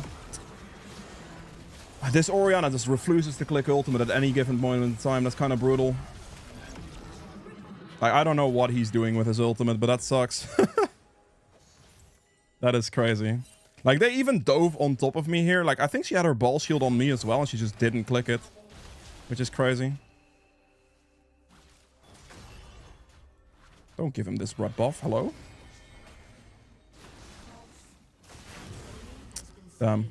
That sucks. That's really sucks. the Orianna ults are a little lacking at the moment, but I guess it's gonna have to be fine. At least we got the objective, and Yorick picked it up, so we're good there. Just kill him. What? Why is he so scared? I don't get it. No! Vision, bro! Walk after him, thank you. Holy moly, Orianna. I pinged you, please. This is why you have blue trinket, but it was off cooldown, so I was begging my Orianna to actually walk after him so I can get some vision. We got him though, it's fine. Next fight, we will hopefully have Smolder around, and he is very strong right now, so that should be good.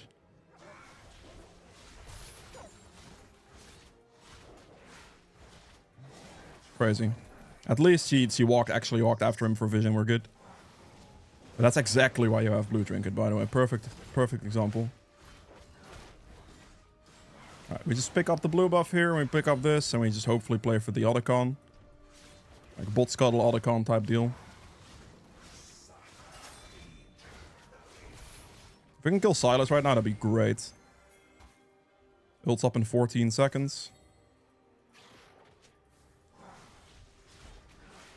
I don't know where my Smolder is running mid, but okay.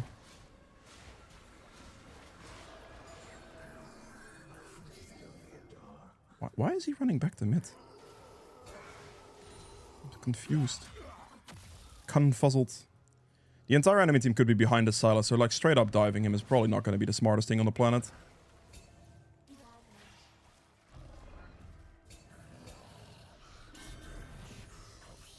Obviously there's that.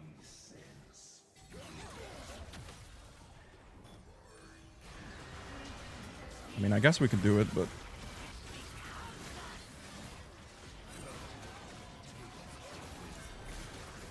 Okay, that's a TP.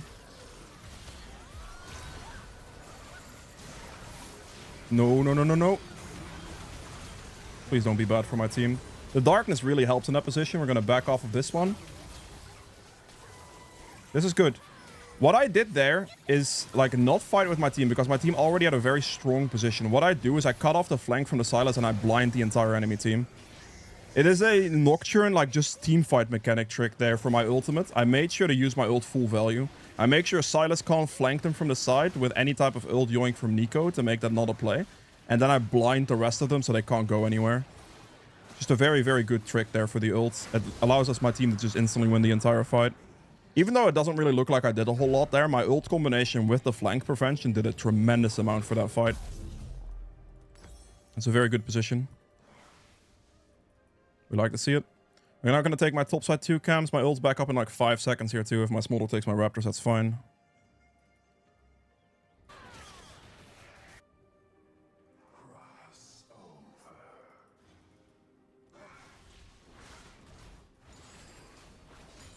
Okay. We'll clean this up and we'll look for any type of ult right now. Anything we can go for, I'll go for. Anything that looks reasonable. Make sure to land that Q before I land. Finish him off and then turn around. Playing for the Aatrox here. Very good. And that should be fine as well. My spell should kind of be back soon. This Orianna tunnel on the other guy. I cannot chase now. My HP bracket is bad. Yeah. The Orianna went for the wrong target. She went for the other dude and she should have just walked up to the Skarner and gone for that instead. Peeling together is the play we should have made. However, in this position, that fight was still even 2 for 2. But we get some top push out of it. He gets like his Rift Herald cast on top lane and gets 2 turrets. So it's still a win for us, all in all. It's not bad. This guy just needs to chill. Okay, wait, hold up, bro. He doesn't have Zonias. Block that. Fear. Stand in between. He's dead. Perfect.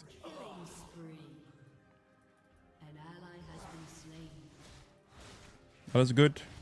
Yorick did die, but he got so much value top, it's still fine. It's really good.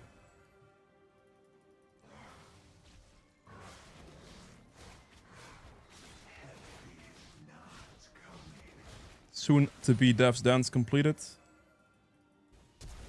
Oh, that's a kill. Very nice. Very nice. Good kill from Smolder. Smolder is very strong right now. This should be really chill this game.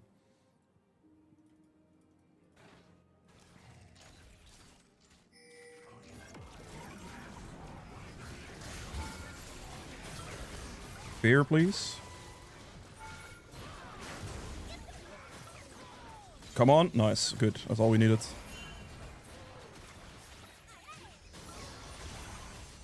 I need out. I can't. I use everything I had there to kill that guy. My team just needs the respect at this point.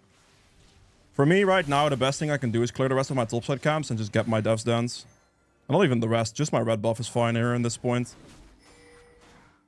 Smolder wants it, he can take it.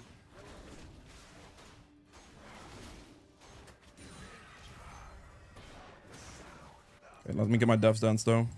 I want to complete this item and just rush back to bot lane as my ult comes off cooldown. I think Yorick's dead, but that's fine. He got another 700 gold off that turret, so he's not that unhappy about it.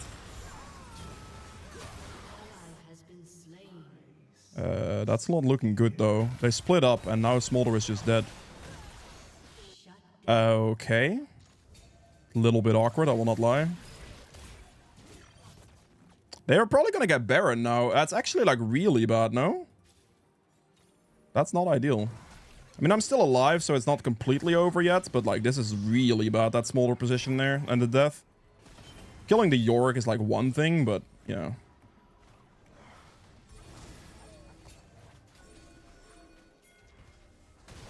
This is bad. This is really bad. Oh no.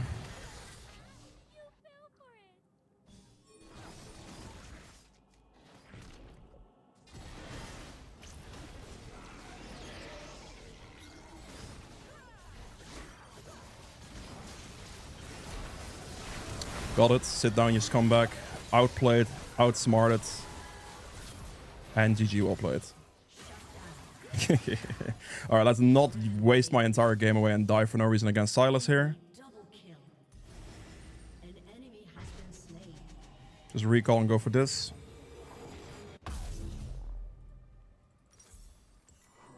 Perfect. That was good. That was really good. We'll get mid turret here and we just get the dragon and we're chilling. Got my smite on Baron.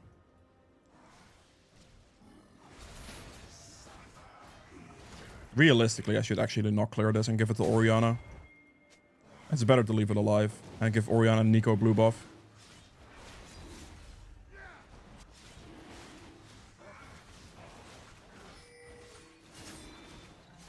Really hope they don't die.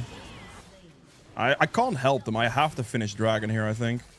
I think anything else is just stupid. Go in. Oh, maybe I shouldn't have gone in. It's fine. Focus on Sivir first and she's a free kill. Play for the Skarner after that. Aatrox is here. We're gonna Strikebreaker and run.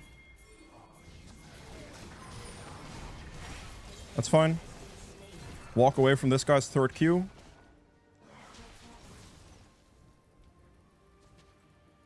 I mean, just go for bot lane push.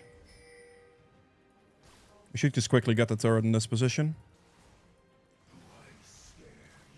He's gonna have to like recall first. There's no way he can contest this.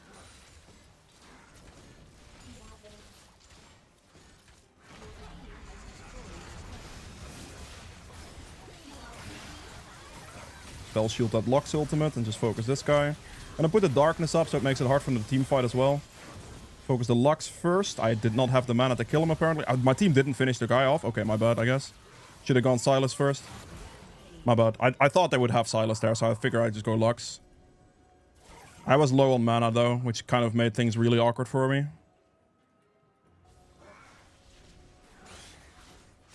If I had a little bit more mana, that would have been great. But this is good. We get our... We don't. I need 140 gold right now.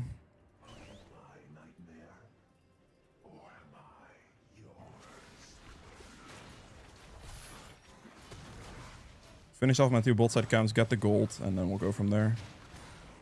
My Smolder is also very rich right now. He's super strong. Perfect. Let's get my Maw here. And then we regroup with the team. I'll get a control ward as well right now. Last item we're looking at here is basically going to be a Guardian Angel, I think.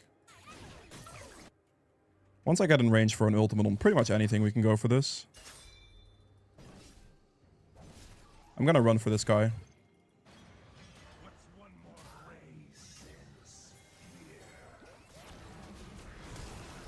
Go in. Spell shield here. Make sure to get the position strong right now. The darkness really helps right now too. Beautiful. That darkness right there, you have no idea how destructive that just was to the enemy team. Like, they could not see anything in that position, which is what made it such a good position.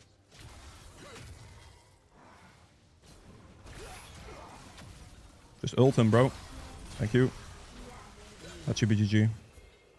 Remove him from the map and that should be game over. Very good engage there. Very good darkness. They had very tough time following. Because you saw the Skarner drag like into me, but it didn't have a good position. He just didn't see anything. My man literally saw nothing. There you go. We got there in the end. Not bad whatsoever. Last item in this build would have been Guardian Angel here in this position, I think. And yeah, that is it for the Diamond game. I will see you guys in the Diamond 1 Master game. Okay, it's time for the Diamond 1 game. We are playing this one against a Diana here, which I have no concerns about, really. I can block her ult damage as well, which is going to be a significant chunk, or I can block her Q, same thing, then her dash becomes useless, so I do have some quite favorable situations against that. Lanes-wise here, the best thing we can look for is just a bot lane camp. Every single time we have ult, these two will die, so we can just repeat on cooldown for it. And that means we're also going to start top side. If for some reason the top or mid gank is free with the ult, I'll go for it, but my priority will definitely just be every ult is bot lane. You can never really go wrong with that strategy either, to be fair. Unless, obviously, my bot lane is permanently shoving them under turret. However, because they have a Tristana on the enemy team, that'll be very difficult, because Tristana is just automatically pushing every single wave she tries to clear. So, yeah, that should be kind of free, I believe. Start with Q here, of course. And, yeah, I mean, just stand on your path. Do it as we've been doing it, of course. I've explained that many times so far. My bot lane is going to let them push. We all just want the 5 gold. Okay. Everyone wanted the 5 gold. I like it. Okay, wards are on both Raptors. That is good. That's all the information we really need. I'm going to drag this back, making sure to stand on the Q path here. Also, we're going to pay attention to bot lane as closely as possible here, so we can see if the like where the wards are going to play. So we're going to look at their champions, see if the ward's getting placed like here or here maybe. Mostly look at Nami, because Nami is usually the one that goes for stuff like that, or the support at least. But we'll see. They will see me on my Raptors by the time that I get there, though, with the timing of that ward placement. Something to keep in mind. You can slightly play around that, by the way. Like, you can not show your champion icon on the map, which is something I'll show you. There's a Diana. Diana starting red buff. Make sure the danger ping hurt, so my team instantly just knows. Q towards the next position. It's good. I think double point Q will be solid here, so I'll do that. So right here, we're just going to hit the big one. And then we're not going to show ourselves out of the bush. This way we can avoid vision on the ward. So it's going to be very hard for them to actually tell whether I am doing this or not. And we could just hit this down, move out down here, and avoid the vision that way. It is a small thing, but it could make a difference. And they could, like, have missed me or anything of that nature. They just, you know, a little bit of vision avoidance is not bad. That's a pretty big trade on mid lane. I think the bot lane gank will be relatively difficult in this current position. Just going to do red buff. I'm doing Krugs for the better respawn sequence on that as well. It's going to spawn after my Raptors. I'm going to drag it into the bush in case something happens here. Diana is going to be on blue buff at the moment. This is pretty much guaranteed. I seem to be a bit extra slow. Let's just smite this and move. There is a ward here, that's fine. Tristana has jumped in, so we're just going to commit to walking forward. Q this guy, land the slow. Okay, I'm not going to be able to get much else off, so I guess that's going to have to be a flash. That is something I should have probably pinged beforehand, because my ADC was pretty greedy for that one. Land is for the additional movement speed, and that shouldn't kill, so I think I'm fine. Okay, that was relatively sketchy, I will not lie. Just gonna run to safety here. I'm obviously not gonna let this Diana cheese me. Like, there's no way that's happening. Not that silly. Just gonna mute that guy, that's pointless.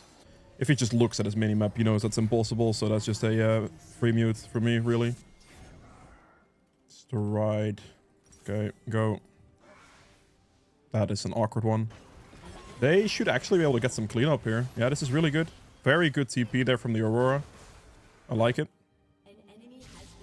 I can look for a mid lane gank in this position. This is doable. This guy doesn't have egg, so that's good enough for me.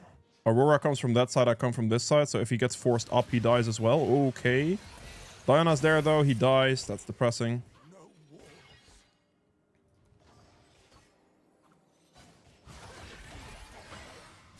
Oh my god! Okay, I was about to say there's no way. We leave the wave here. TP comes in, yep.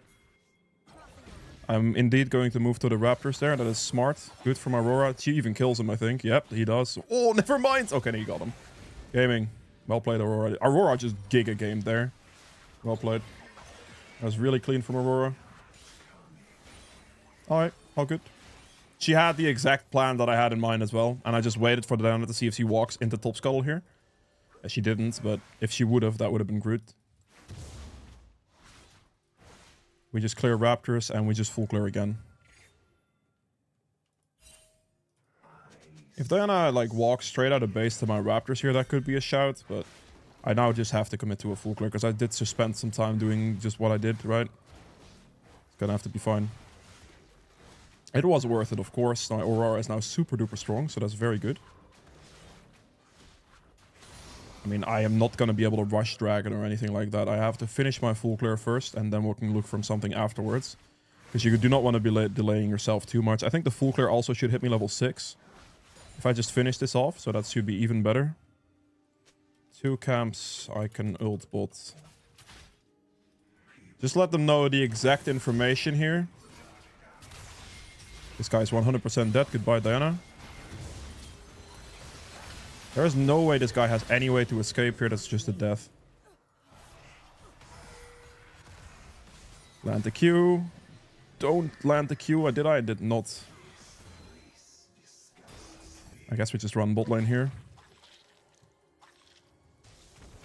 This should be a free Nami. I think we just jump the Nami here, unless Tristana commits like a lunatic, like it works too.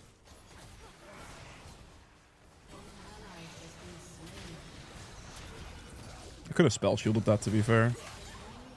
That's fine.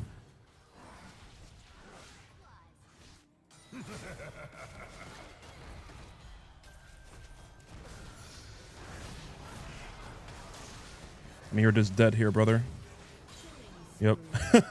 Got my level 6. I was out of mana for the rest of my abilities, but got my level 6, so we're chilling. I can type like an absolute genius. That was beautiful. Very good. This is clean. We're just gonna go simply back to top side. My camps will respawn in the sequence down again. I can just wait my ult cooldown and just re-ult bot lane over and over. And now we're just gonna play for the grubs. It should be clean. We've played very well with our team. My team has played very well with me. We don't think we're gonna run into too many problems on this one. They have a dragon start. Diana's entire topside camps are up though for this dragon start, which I could take advantage of in a second here. I do want my team to just be careful. There's no need to do any of this. It's good to go for an invade now because we know like this. Red is up.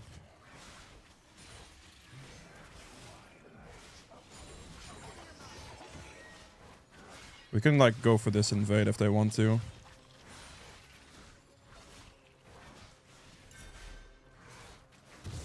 I'm gonna smite and just move. I am doing this, but my team is double moving to red buff, so there should be a free death on Diana's end. Where the heck is this guy? What a weirdo. He just like decided not to... I mean, I guess he goes for my bot side camps at this point. I am surprised though. I'm really surprised actually. I'm not sure what this guy is just up to right now. Probably in my bot side jungle at the moment. If he could walk out of base to Raptors, that would be kind of good for my situation. It looks like they might just give it.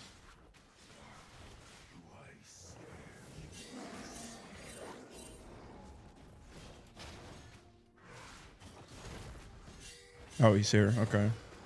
I was like wondering where the Diana was, but TP in 2 seconds. It could be used. Okay, TP is being used. I think I just go top because I will not reach this position and my team already cleans it up. So I could just go for this guy. Rock your barrel, please. Thank you. He just flashes. That's fine with me. This is good. Like, this is really good. What I do here is I make the choice to go top instead. Okay, GP. Top, no flash. My team had this covered. I saw the movement. I saw the teleport. My team has that covered. All I do then is make sure GP gets nowhere. I clear wave. I take his flash after he procs his barrel, so I don't dash onto his barrel, and he's dead. And like, it's over. There's nothing they can trade in return. No turret plates on top, and Aurora loses nothing. In this situation, this is all we have to do. We're not going to go back to clearing this, and we're just going to be consistent. Consistency is key. If your team is doing well, if you're doing well with your team, this is great. I'm not getting many kills this game, but sometimes that's just not necessary, right? Perfect. The Flash Force makes the top lane kill happen. We are incredibly happy. That paid off. She is so fed. This is exactly what I was hoping that could happen right in that moment. I don't have ult for another 45 seconds. This is kind of awkward. I'm going to flash over the wall, I guess. It's better to just flash in that moment than just to participate. Might as well. Yep. I am not getting kills this game, but this game is still good to see. We're playing for what we can play for with the team. We're making sure we communicate with each other. I do believe that my Aurora is dead for that one, but that's okay. It's a little bit tough, sadly.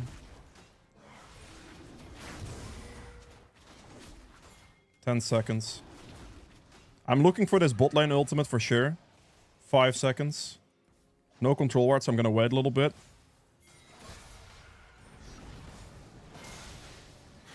Make sure to go for this guy. Stand on top of him so it's impossible for the wall. Thank you. And top lane got cleaned up as well. This is absolutely perfect. Communicating my cooldowns for my Q. All of it. And just lost it. Like, make sure she get also lost it in the wave. And we're good. Absolutely beautiful. We're cleaning this up and then we're going to look for the recall. My camps are respawning again, which is great. We have like 60 seconds on Dragon as well. These are ideal moments. We're playing very well together as a team in this game. Strybreaker. And then we'll build up the boots as well, probably. See how much money I have. Yeah, just an insta boots purchase. Level 9. Blue trinket. Perfect. Ult's up in 50 seconds here. We'll go for top scuttle. We'd like some wards on Dragon. That's what we're looking at as well. That's a... Nah, okay, not so clean. Although she's not worth her shutdown anymore. I got the kill. I was not looking to take Senna's last hits, right? Like, just give her the CS. I would like to get a kill because I was getting a bit shafted on my kill situations. Just a small amount. We need like Dragon Vision. He gets turrets. Okay, they actually do win feats, which is interesting.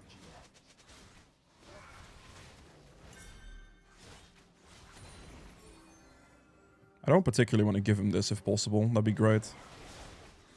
I want to clear this camp. I think we might actually be giving them the dragon here. I don't reach yet. I'm a bit too far out. Spell shield and just finish this off at least. Damn, I was just too late. My team kind of just let them freebie it, which was not great, but whatever. Q this, land it, perfect. Step back a little bit, Strybreaker slow, nope.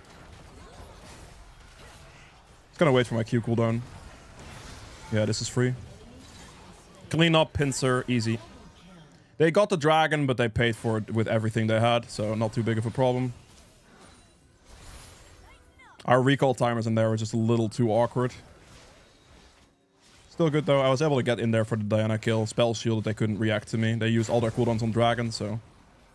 We just clean up the bot side camps from the Diana here real quick as well. Walk it down here on this path. Still standing on my Q path. Diana is mid. Ult's up in like 40. She's obviously not going to go for her bot side camps in this instance. That's literally nothing she can do about this. She did take her wolves earlier. That's completely fine. I should take the recall here and just play for these. Okay. Let's get myself a tunneler. Don't stop me, please. Oh, you scam artist, bro. Unlucky. I do not like this position on bot lane fighting bother. My ult's not up for another 10 seconds. I'd like to play for this. I do not get the recall here, but that's okay. This is good. Drag it slightly out of the pit. That's good. Yep. Oh. Go in and engage the Diana real quick, because the enemy jungler is the enemy jungler, and then we just go this. No, stop doing it, bro. No. You had this perfectly, Silas. You had this perfectly, my brother. It was good. OTP is used on bot. Okay. I am actually a little worried about this position. That GP could kill me right now, I believe. Oh, GP TP bot. Teleport used is fine. Diana is still in a position to potentially do something here, maybe. Let me cut it a little further back so it gets more difficult to land the Q. Clean up the Rift Herald here. And then we'll clean up my topside camps. Perfect. That's level 11 as well. That's great. It's really hoping to get the Diana with that engage from my ult. Just killing enemy jungler right before objective is great, but she was barely able to survive it. Which is fair. Good. We'll take my topside camps here as well. We do have to get the next dragon, because we have given too many dragons at this point. If they engage me here, they're dead. They will not. There's no way. Were you teleporting bot, though? That kind of removes all my security. I'm just going to smite this and move a bit faster then. I have 10 seconds on my ult. 9 seconds on my ult at this point. Can look for maybe a play on mid lane. I think it should be a free kill on bot. Yes, it is. Perfect. We're looking at my bot side camps being up. This is like something to defend. I guess I'm gonna have to go top lane here. I guess going Nami is the easiest because the Tristana is most likely just gonna jump out.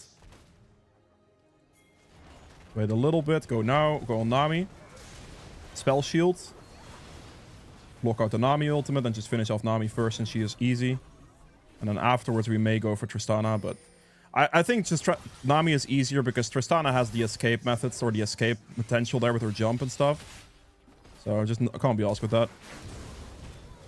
Okay, man, this guy just doesn't have jump. I know he doesn't have jump, so just flash on him and kill him. It's good. Using Rift Herald here with Anivia showing top is not worth because her wall just blocks my Rift Herald cost, which would not be good. Recall, play Drake, please. Just communicate to the team. Oh, that's rough. That is a GP ult. Okay, just clear my bot side camps, wait for the dragon to spawn, and we should be fine.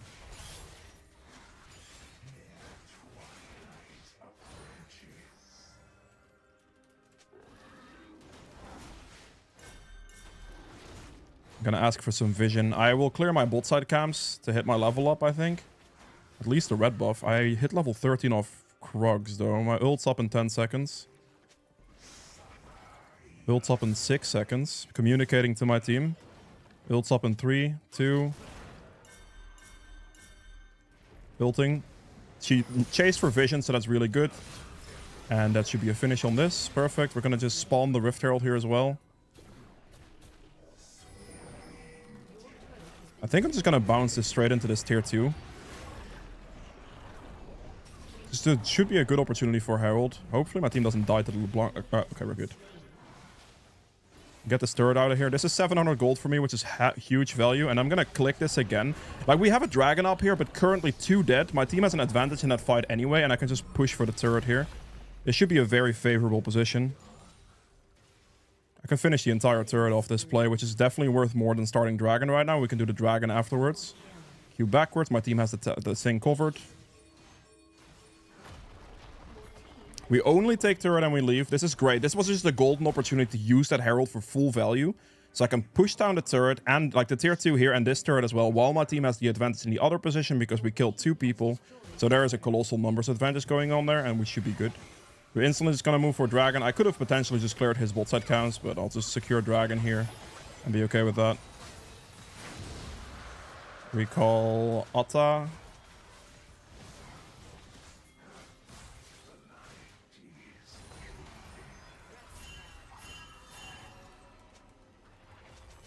Recalled another con. Just communicating this clearly to my team. We go Dev's Dance next here. Perfect. We don't need the Cleaver for the pen, so we're just gonna go Dev's Dance Maw.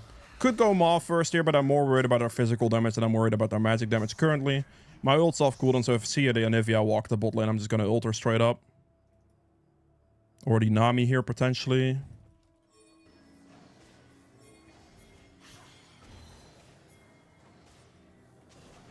Ult's almost in range.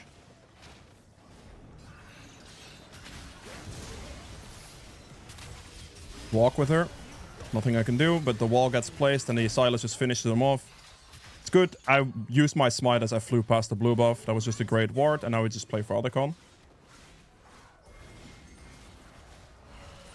Great, this is perfect. We'll pick up the plant here. Finish off the Otacon, get the XP advantage, and this game is completely over. Very good teamwork from the team. This is how you want to look at things. That doesn't matter. No smite. Just need to make sure they know that I don't have smite, so they don't like walk away from it awkwardly. I just communicate that to my team. Good. Recall.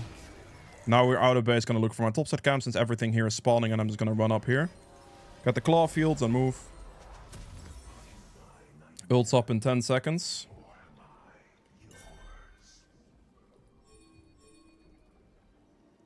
It's gonna walk straight to my blue buff since this is where I think they're gonna be. We're gonna also use a blue trinket here. Instantly ulted Tristana but lost vision. That is incredibly depressing.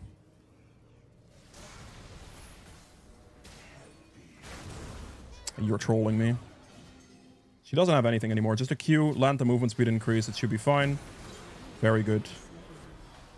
She actually got a little bit more distance. The ult... I lost vision there at the end, so I couldn't actually get my ultimate off, sadly. But she used everything she had. Flash and exhaust and ult.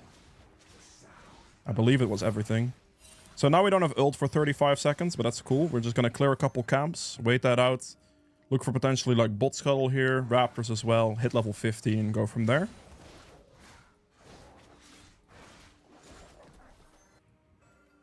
$20 on my ultimate. Very heavy assists on this end for me. But if my team is fed, that's fine. They could be like in this position. They could be on Scuttle Crab maybe. Nothing here. Okay.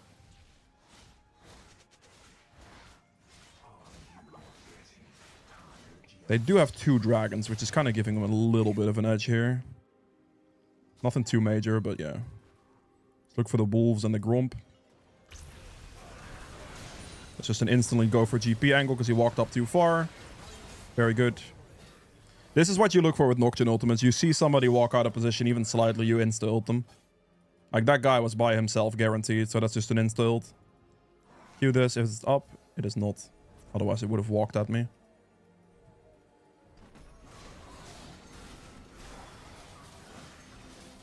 My Dev's Dance is going to cost me 1150. It was a kill I would have really liked to get on GP. That would have allowed me to get my Dev's Dance. That would have been massive. Build's not up for another 25 seconds. That is potentially a problem. Good escape.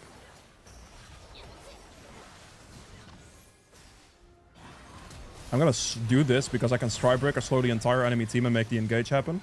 Do the Nami again. Just make sure here to stand with my team and not walk solo forward, because that would be kind of awkward. I wouldn't be able to really follow through with too much. I'm now gonna just hit the inhibitor here. My ult's up in 2 seconds. I think I just killed the Anivia in the egg. Yeah, perfect. Was waiting for the ult cooldown there. Smite for the slow. Lands that too. Perfect. Very good. You're welcome. Absolutely beautiful. Playing it slow. I am completely out of mana. We might be able to push for the end on this one, I guess. Maybe. I don't know. Okay, just Dragon then. Drake then.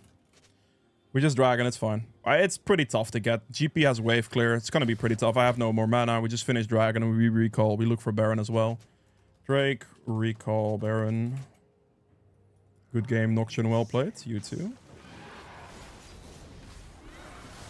This is what we like to see. We're playing well together. I have 16 assists, but I really don't care. If I don't get kills in the game, but my team is doing well, we are happy, right? Good calls, yep. That's all we're here for, man. Good macro. Vision.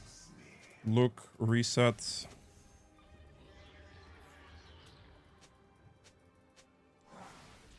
I'm gonna quickly get the red buff here, because this hits me level 16, and it allows my entire team to get red buff as I walk up to Baron.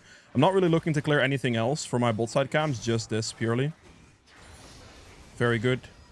I am the only frontline on my team, and I think CC Tenacity is going to be good here, so we're going to go Sterax. And then I go for a magic resist tank item instead. So I'll get some HP, I'll buy a control ward here as well for the Baron.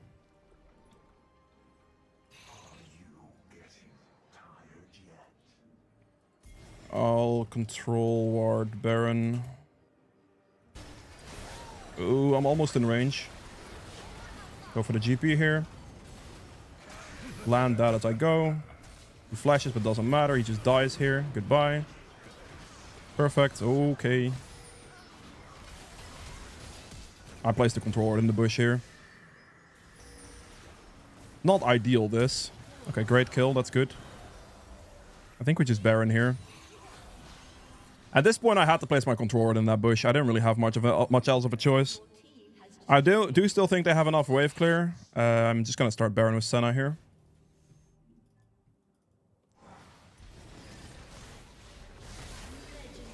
That doesn't matter. Never mind. Yeah, that's... I mean, the ward place is still good, but it doesn't really matter anymore. Block anything like that with a spell shield and you're good. If you can. I think it missed, but it's fine. We'll finish this off. They'll get the turret push, or they probably will get the turret push here, and we're good. We're right there again. GP was a bit off to the side, so that's the target we're looking to ult, and then from there we can move. Got the fight victory, and we're good.